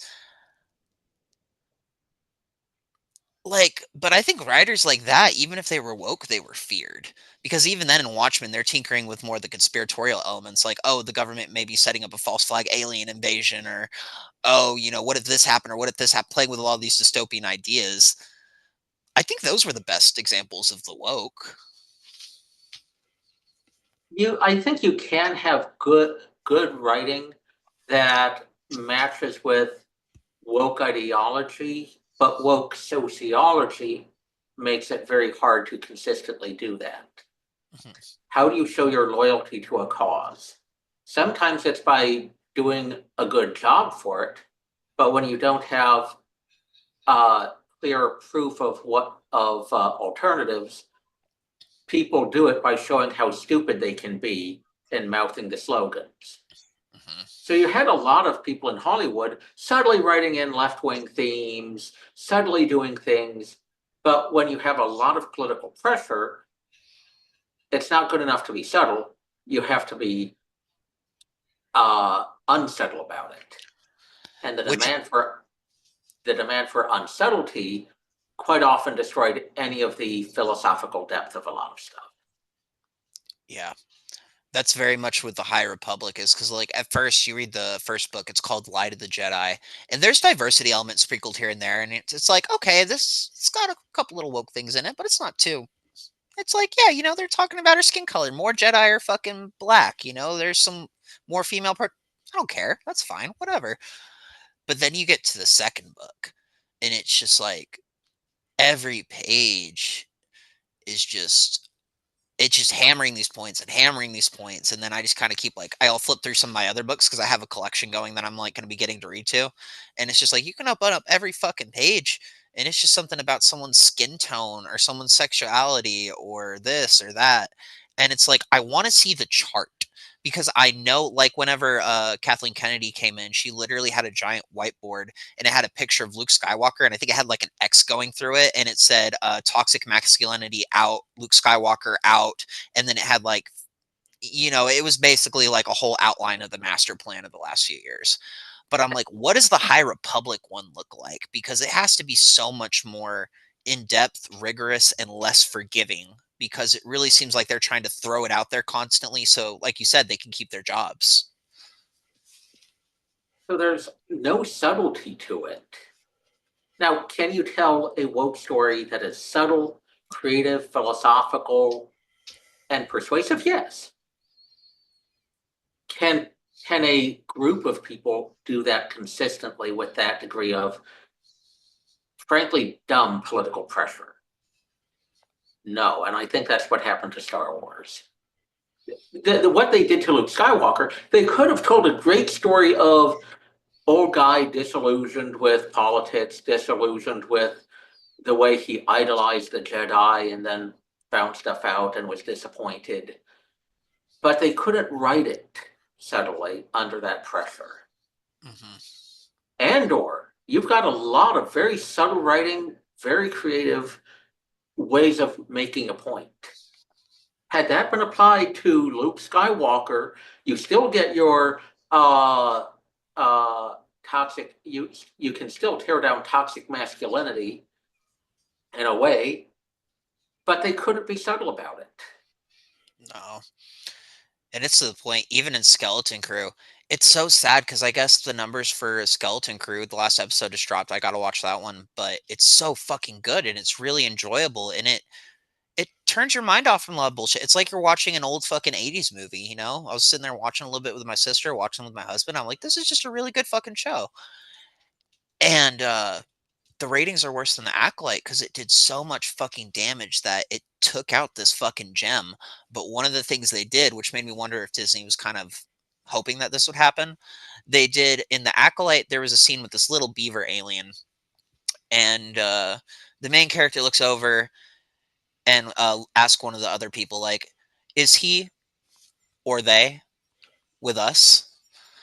And in the Skeleton Crew, they had a genius moment where there's a giant monster and, you know, it's coming up and one the little girl's looking at it and she's like, hello, sir. Or ma'am. And it kind of just mirrored what they said in the Acolyte. And it's almost like the writer was saying. And that kind of also signifies to me that they knew that they fucked up so hard that if they took something like that out, it would be made a big fuss of, and the fans would essentially have the be on the supporting side of the director and of the writer's creative choices. That's plausible. There's definitely tension within Lucasfilm between those who are loyalists to Kathleen Kennedy and those who are loyalists to other writers. So I think there is potential for Star Wars if you pull out the top Disney executives. And get in the nerds. I keep saying they need to hire these YouTubers like Generation Tech or Star Wars Theory or all of them and be like, okay, you guys are clearly the best in the business. Would you like to put together a test for us or a quizzing system or some method to make sure that what we're getting coming through is actually not dog shit and that it's actually based in the lore, and we'd be willing to pay you that, not only because you're good at it, but because we shoveled thousands of dollars in attack ads and paying off other YouTubers to essentially slam y'all, which failed spectacularly. Well, I think one of the reasons why Disney went off the rails so dramatically was their advertising and market research departments were taken over by woke idiots. Yep. They didn't understand the statistics behind it. They didn't understand the difference between paying customers and social media bots. They didn't understand what a good way to measure public appreciation of the IP was. And there's been an internal battle between the merchandising people who want the merchandise sales to be a key metric versus the market research department that wanted social media clicks to be the main metric. So and that's the biggest difference because George Lucas, he was always the marketing guy. How can we make toys out of this? How can we make comics? How can we make books? How can we keep the train rolling? You know, all this ideological bullshit, that wasn't in his head. Oh, it absolutely was. He was very much a lefty of the time. But he wasn't a stupid guy. Well, I mean, as far as like, but he wouldn't like kick people off the set if they didn't agree with him about Bush or Reagan or stuff like that, right? It wasn't like creating a bubble. It's just like he was a lefty. He wanted his stuff done his way, but at least earlier on, he could accept criticism, and he wasn't trying to control everybody's personal lives. Yeah. The modern management is kind of like that. Hence the Disney Civil War. It's one of the funnest Civil Wars. Again, it's been in my lifetime, it's one of the happiest distractions to get away from the LGBT wars because you're like, damn, this is cutthroat, and the Disney shit's cutthroat too, but it's a little less personal, you know. Yeah. You don't like be like, man, am I really a piece of shit for enjoying Rise of Skywalker? Like, it's not really those types of thoughts. So some people take it that way, but it's so fun to watch though because Star Wars fans are the greatest fans of all time. They fucking push. So, what kind of Star Wars fan are you? To what degree? You know, the Civil War meme. Oh yeah. Like I'm both of them. Like I actually rewatched The Acolyte this week. It's the biggest pile of dog shit I've ever seen, but there's some moments. The Acolyte's the one you watch for the pretty lightsabers and the lasers and all that shit. Like, I could just turn it. I could turn some music on over it and turn it down, and I'm like, this is so fucking cool to look at, and it gives me like references for the books and all that. But yeah, that's the thing is I'm just like, man, there's so much good and so much bad always at the same time, just like fucking everything. But I'm glad that the sides have become more unified, kind of like they have in American politics and in the LGBT politics, to where, I mean, anyone who's having a civil war mass debate right now are kind of coming together and seeing who the common enemy is. To where, you know, Kathleen Kennedy, she has her flying monkeys, but they have shrunk to such a large degree. Biden has his flying monkeys, but they've shrunk. People like Jeffrey Marsh on fucking TikTok or Eli, their shit has fucking shrunk because people see the game, and it's happening across all these varying communities that have seemingly no contact with each other, but collectively we're all deciding we're done. And well, there's certain tactics of interpersonal manipulation that when people weren't expecting them were very effective. Now that more people are expecting them and aware of them, they're a lot less effective. Yeah. And it's so beautiful to see. Everyone's freaking out like, oh my God, why is Carrie Underwood performing with Donald Trump? Or why is the celebrity saying this now? Or why is the news anchor not agreeing with my stance now? It's like, because they realized they were jackasses, and it's only a matter of time for you too, buddy. Just hang in there. A political clique that relies on lies constantly cannot maintain its power or unity because eventually they have to get stuff done. And when they have to get stuff done, they need the truth. They can't persist like that forever. And we're finally seeing it break up. That's the problem with playing the long game. They played this shit for too long. Like, God, if they wanted to snap on the United States of America 5 years ago and fucking take us or fucking do whatever the fuck during the George Floyd riots, it'd have been a perfect time to do anything. Now it's kind of like, ooh, like, did we the people stall this? Did we buy ourselves some time? Can we actually get ourselves out of the situation? I think we can. I think at that time, the George Floyd riots were a fire. The conditions for a fire were there. It started burning. It was dramatic when it started burning. But now I think the fire is burning out. A lot of devastation has happened, but the fire is peering out and we can start rebuilding. Mm-hmm. I think there's more destruction now than there was back then.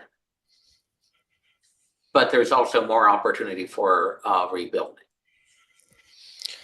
Yep. Just make sure it's not the globalists doing it. Make sure it's local communities getting their fucking shit back, not getting bought out. That's why there's so much fight over political appointments and bureaucracy right now. So playing that a little bit. So there's a little fight about who became Speaker of the House in the Texas legislature. There's a big fight about is this undersecretary appointment a good guy, or is he controlled by the defense contractors? There's a fight over is this national security appointment a real MAGA guy, or is he basically controlled by the defense contractors? Which I get people's suspicions, but people get really suspicious. I've looked at some of the comments on my videos on other channels. There's definitely some people out there who think that I'm like some sort of plant. I'm just like, No? I hate to break it to you, there's no conspiracy here. I'm pretty damn open with who I am and what I do. That's one of the downsides. When you've had a culture that's tried to stay in power by lying for so long, trust and the ability to assess what's going on breaks down. Now, to some degree, that's a good thing because it makes people more resistant to lies, but it also makes people self-destructive with their paranoia. Yeah. And like it sucks like people that I've emailed and spoken to before, like there was one lady I spoke to and she was like, "Yeah, my desk secretary was like, I don't know if you want to take this one. I don't know if this is real, but this guy's saying this." And I'll send all these emails being like, "Yeah, I was part of Antifa. I left back in 2020. Da na na na na. Got pissed off to the point of speaking out. Went on Buck Angel. Decided to keep the journey going. Yada yada yada." And even with Andy, no, I feel like there was some skepticism because the last email that I ever sent, he was just like, send some evidence to back your claims. And I sent, some of the podcasts and I sent some photos of my tattoos and all that.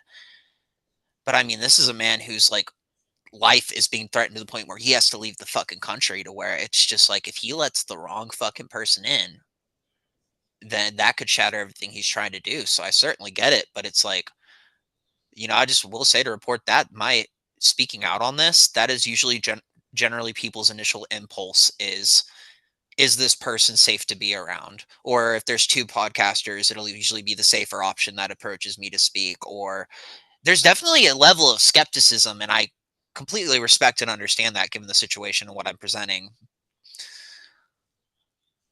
It also just sucks that we've done that. Yeah. Because I also wonder how many interviews there are people I haven't been able to talk to because they're like, yeah, fucking right. I've never fucking heard of that one. Because people will say that. They'll be like, yeah, I've never fucking heard of that.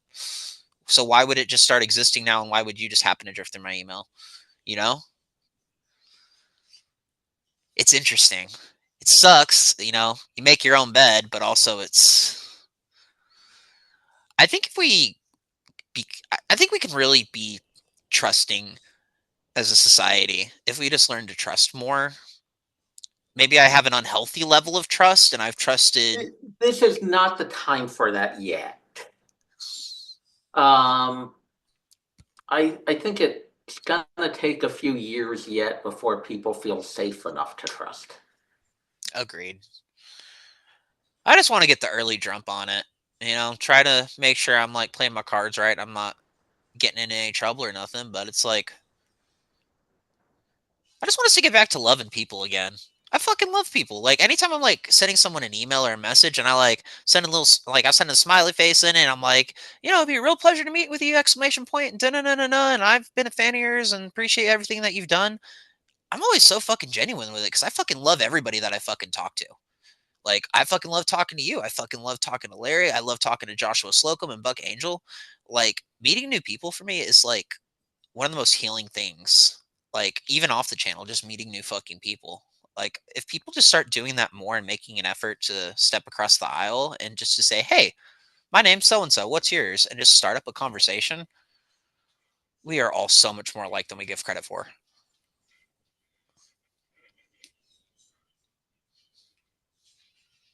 I understand. There was an ex-Scientologist, Chris Shelton, who, one of the things that helped heal him was getting out into the general society and seeing they weren't as bad as Scientology portrayed.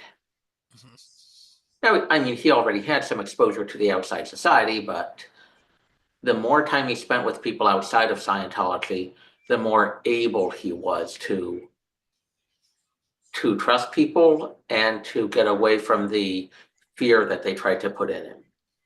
Yeah.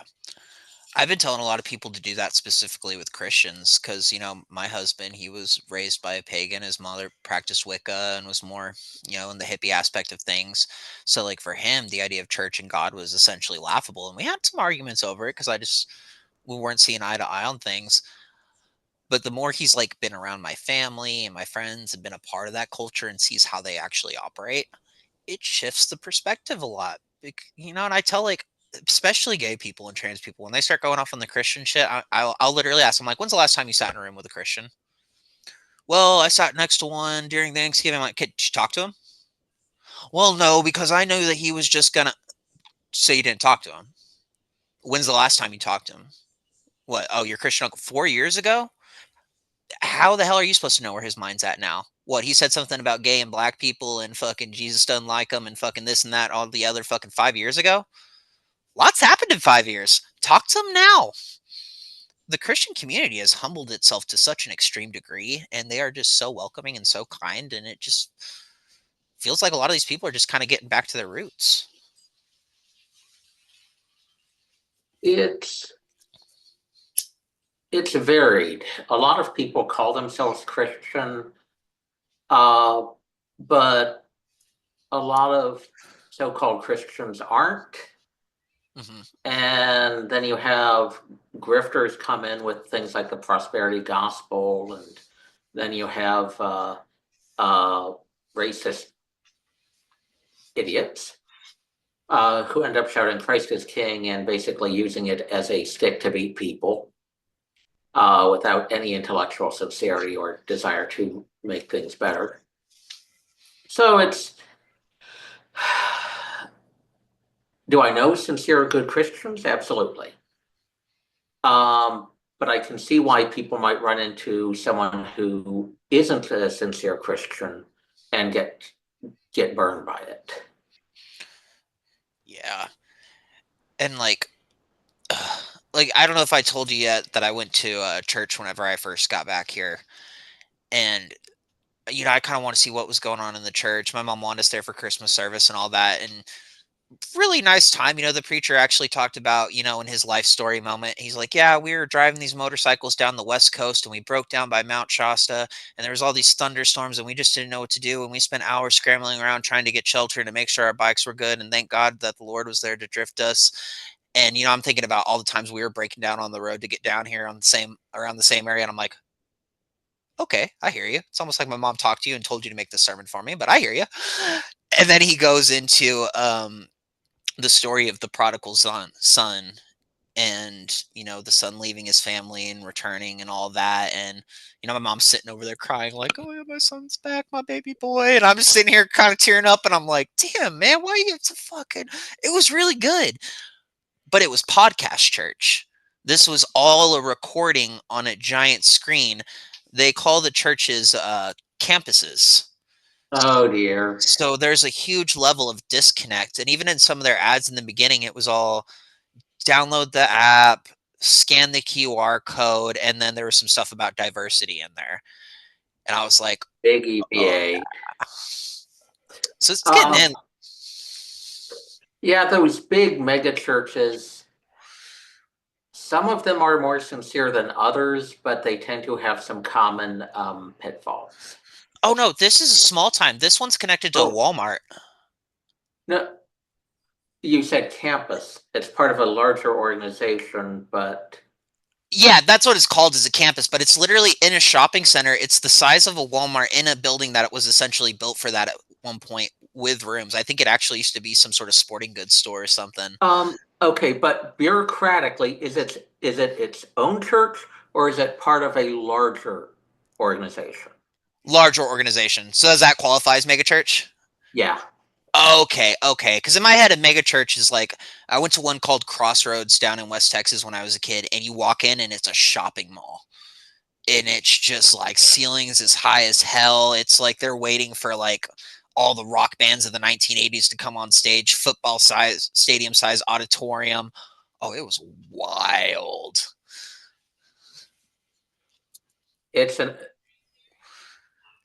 Yeah. Some of those tend to be more sincere than others.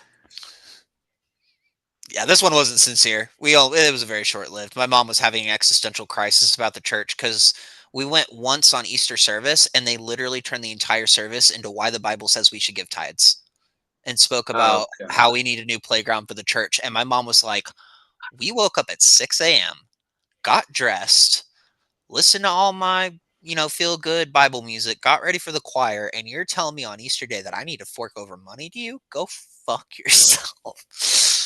That's an appropriate reaction. Yeah, we did some hopping for a minute there. So I got to see different types of churches. And I kind of want to do that now that I'm around here. It's just kind of pop by church every Sunday or so, maybe a different one every now and again to kind of see what the current culture is like, because they're being subverted just like anybody. It wasn't Oh, heavy, yeah. but you could see the drips in there to where it's like, if you guys are playing with fucking fire, these people do not like you. One of the things that I delved into a while ago was Nazi theology. So, you know, you run into neo-Nazis online and they make claims like, oh, positive Christianity was regular Christianity before 1960. No, it wasn't. But there's certain parallels between American liberal Christianity, Nazi theology, and the prosperity gospel. What's the prosperity gospel? Basically, God wants you to be rich. Donate to me, and He will return it tenfold. Kenneth Copeland type BS. Yep. Who is a human trafficker, by the way? That I didn't know. I knew he was a liar and a fraudster, but I didn't know about that. I'll send you the Roseanne interview with the Matrix creator. Essentially, she talks about how Tom Hanks was her handler and would essentially pass her and little boys off to him. She details the whole ring. I was just like, what? Like, I can see for Kenneth Copeland, then she drops Tom Hanks, and I'm like, well, I knew it was a thing, but shit. Sorry, not to detract too much there. Oh, dang. I mean, I heard an allegation about Tom Hanks, but I didn't take it seriously. But now, maybe there's more. All I'm going to say is as soon as they started saying Snoop Dogg and Tom Hanks were potentials, they've been on everything. And they've been getting a lot of talk shows, and they've been making a lot of movies and a lot of money. Elf on the Shelf, they had a Snoop on the Shelf. Tom Hanks, he's making Disney shit now. Which isn't necessarily new for Tom Hanks, but it's a little extra this year. That's kind of like the pattern I've noticed. I'm like, okay, when these people are in trouble, they like to pretend they're not in trouble really, really hard and be out there extra. It's kind of a tell. Freaking great. But the parallels that I see are an aversion to the Old Testament, particularly Old Testament laws, an aversion to Paul and his epistles, and an emphasis on the outcomes of church membership rather than the intellectual honesty of it. It's focused on the power that organized religion can bring, as opposed to the suffering that people accept as part of doing the right and intellectually honest thing. It tries to put the power in the individual or the group rather than accept the inescapable sin of humanity and the grace of God. It's a very different thing that they're looking for. And it's so interesting to you that you say they have an aversion to Paul and the apostles. You know, the story of going from Saul to Paul and trying to become a better man and overcoming corruption and trying to listen to God. It's so interesting that they would specifically be like, over there with you. So, I mean, I just see a parallel between these three corrupt efforts to subvert Christianity, and that can't be a coincidence. It's not. And I mean, again, we know a lot of this DICRT shit is being funded by essentially Islamic forces and fucking Qatar in the fucking Middle East regions. You know, Hamas, you go to front page of their fucking thing, like that video I posted where they type step by step, you know, we're going to warm people up to the idea of social mixing, get them in with fucking diversity and unity, and then we're going to snap on them. It's like box 3, page 1. This is a holy war. People don't want to think that we're engaging with holy war, but because maybe we haven't called it that for a long time, but this is holy war. And that's a lot bigger than other kinds of wars. And we're eventually going to see the extent of that. Like right now, ISIS, they're just getting us warmed up, just like the government. They just get you warmed up. They're like, yeah, we're just going to throw a body here, throw a body here, throw a body here. But we got 20 more over here. We got 100 more right here. We got 50 more up here. They're warming them up. They're warming us all up to everything. We're definitely in an ideological war. Again, this is very much like the 1930s. The rise of racist ideologies, the rise of totalitarian ideologies, the utopian mindset that ends up destroying traditions that protected people from tyranny. The effort to re-articulate traditional Christianity, to re-articulate democratic safeguards. This very much feels like 1936. Totalitarianism has arisen again. There's an ideological struggle within countries which way they're going to go. Every way but themselves. ISIS as an organization, I think, is mostly dead. It's just mainly a symbol people use right now. Yeah. But the whole temptation, the whole lust for ego, the lust for unrestrained violence, that is still around. And that will be tapped again if the situation changes again. Well, that's what I'm worried about. It's kind of like Antifa. Antifa's fizzled out, but there's still Antifa, and a lot of them have just gone and done something new. But it's like you say, it's just a symbol. So was Antifa to a lot of people. It was just a symbol. They told themselves that. They gave themselves the justifications for why it was good and why the bad things were okay. And essentially with no connection to any of the actual origins of these organizations or not having anything to do with any actual far left communist fucking groups, or it was just a bandwagon to jump on. That's where I feel like the danger lies right now, is essentially it would just be another bandwagon for kids to jump on and say, we need to resurrect this, we need to do this again, they had this the right way. Like the kid who fucking shot up the gay bar in Florida. It's fear. When he's calling the police officer, he's like, we need to call for a ceasefire against the American government because they're killing our people. And you can tell the way he's shaking, and as he's saying it, you could tell he realizes there's no way that I'm actually going to be able to accomplish this. They're not going to be able to save my people. But he went and did it anyway. That's what scares me. I am both more optimistic and still scared. One of the things that seemed to drive Antifa on a social level was relentless and unified propaganda from many liberal institutions. Mm-hmm. That has broken down in recent years. So could they mobilize that same degree of credulousness? I don't think so. However, a bunch of people have been going directly to Chinese social media apps that are basically straight up censored communist propaganda. And could they be manipulated? Abso-freaking-lutely. With a lot less subtlety than TikTok. Yeah. Not that TikTok is subtle. Well, it's like I told you once upon a time, I tattooed a queer anarchy communist hammer and sickle on this trans girl's leg once, and she started going off to me about fucking how there's nothing wrong with North Korea and how it's all imperialist propaganda and how it's not actually that bad there.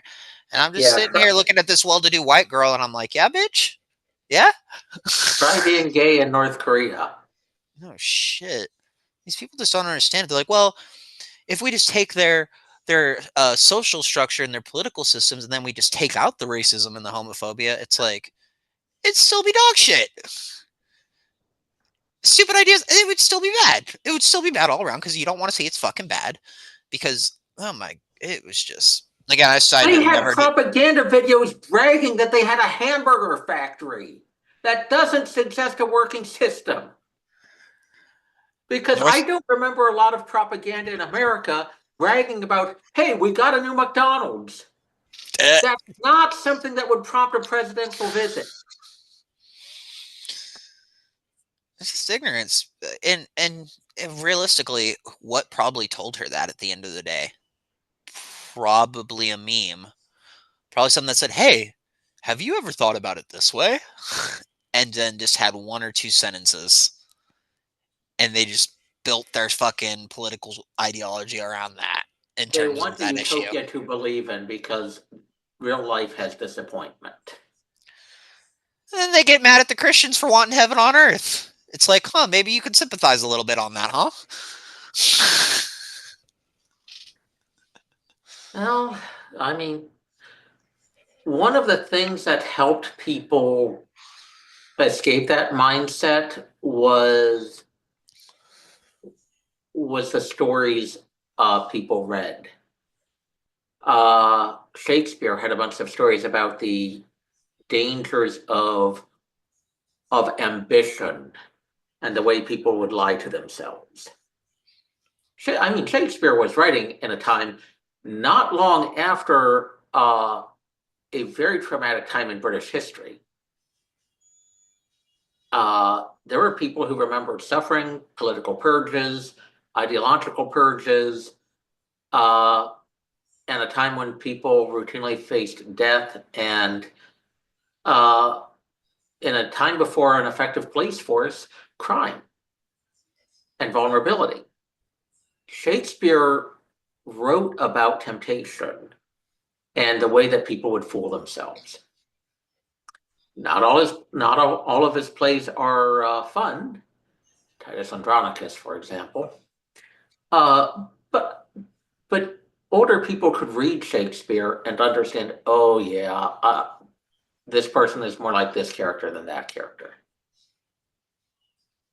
There's warnings against the temptations of ambition and self-delusion.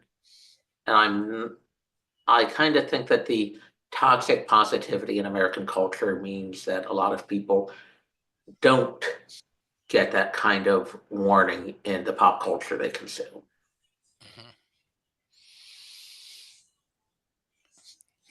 Again, like I've said it before, it's why I like to do the music videos the way I do. It's like, look at this tragedy. Look at this ongoing, all cap underlined, fucking tragedy. Like, if you don't see it, you're not gonna fucking get it.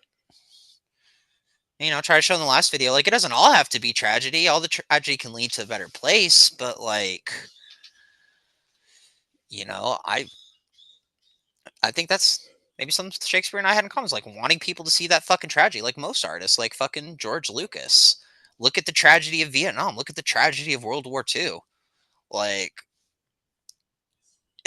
we've just shielded ourselves from so much of that, which, is one of those exploitable flaws I feel like I could write about in the High Republic, is like, they don't talk about their tragedy. The Sith Wars, they've been forgotten. Most of the Jedi, like, new are coming in.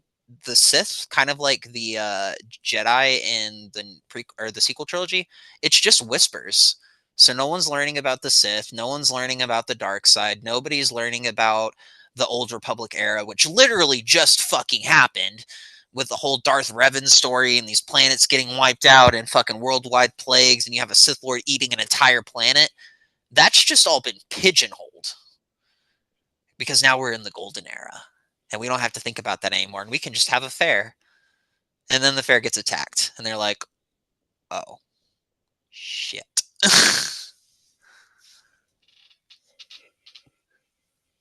You absolutely should write that. I don't mean that's a generally good idea. You can write that. You should write that. Yeah, I there's so much to be dissected, because I'm like, the pieces are there, and it's like some of these artists or these writers, you could tell they weren't wanting to write all this diversity bullshit. They just wanted to write Star Wars, but to finally be able to be an author or a director or any of these people, and then finally like have that title of like, I could be a Star Wars director or author, you don't want to let that go. That's giving up an entire fucking dream for these fucking people. So it just sucks when you can tell that, sometimes I just read some of these lines and it's just over extra on the diversity bullshit, and it's just like, it just looks like muddy footsteps were just stomped all across my fucking book, and I'm like, I can't see what he was actually trying to present here because you put your stamp on it. You absolutely can write that story. You should write that story. And I want to see an outline. Oh, writing's gonna be so fun. I said I'm still working on the Eugene story. I need to work on my letter to Donald Trump. Still got my comic book outline going, but I think this is gonna be the fourth project because I want to do something fun in life. You know, show that we can fix things. Show that we can look through things from a different perspective. Like again, I say I think this is gonna be a good year. I think it's gonna be a bloody and devastating year, but I think it's gonna be a good one simultaneously. I was like, let's look at the good. I definitely have a lot of hope for this year. It's gonna be what we make it. Well, man, it's getting a little bit late. I should probably go and get some dinner going. But any closing thoughts for today?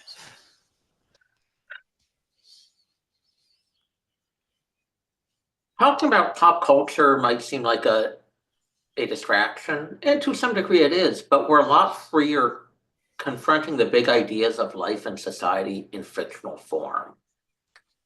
Censoring that is simply going to result in people who can't deal with the problems in fiction before they emerge in real life.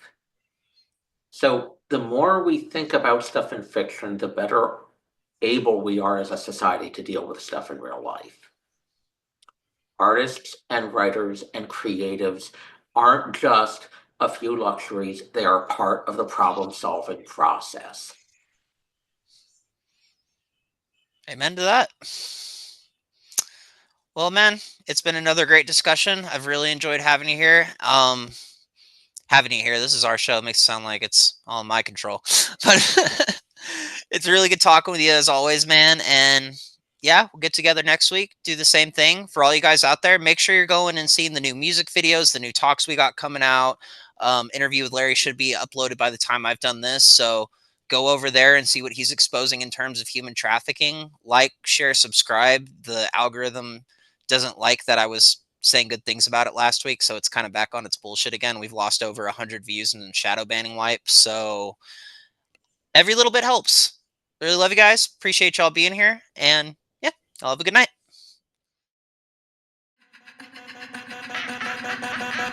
We won, you mad, it's done, too bad, boo-hoo, so sad. We won, you mad, you cry, we laugh, we wave the flag. Thank God that we're back, couldn't take another 4 years.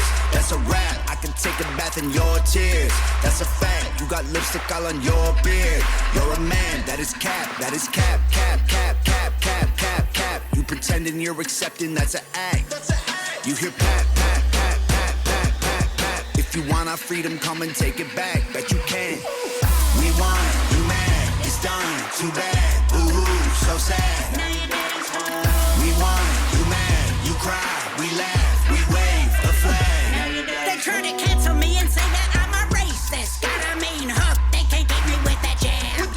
Trying to take away my right to go and say this. Well, listen up, cause this run is going bad. With the facts. Why they trying to turn Becky into Dan? You get pat, pat, pat, pat, pat, pat, pat. Screw Eminem, I'm Roseanne. We won, you mad, it's done, too bad, boo-hoo, so sad.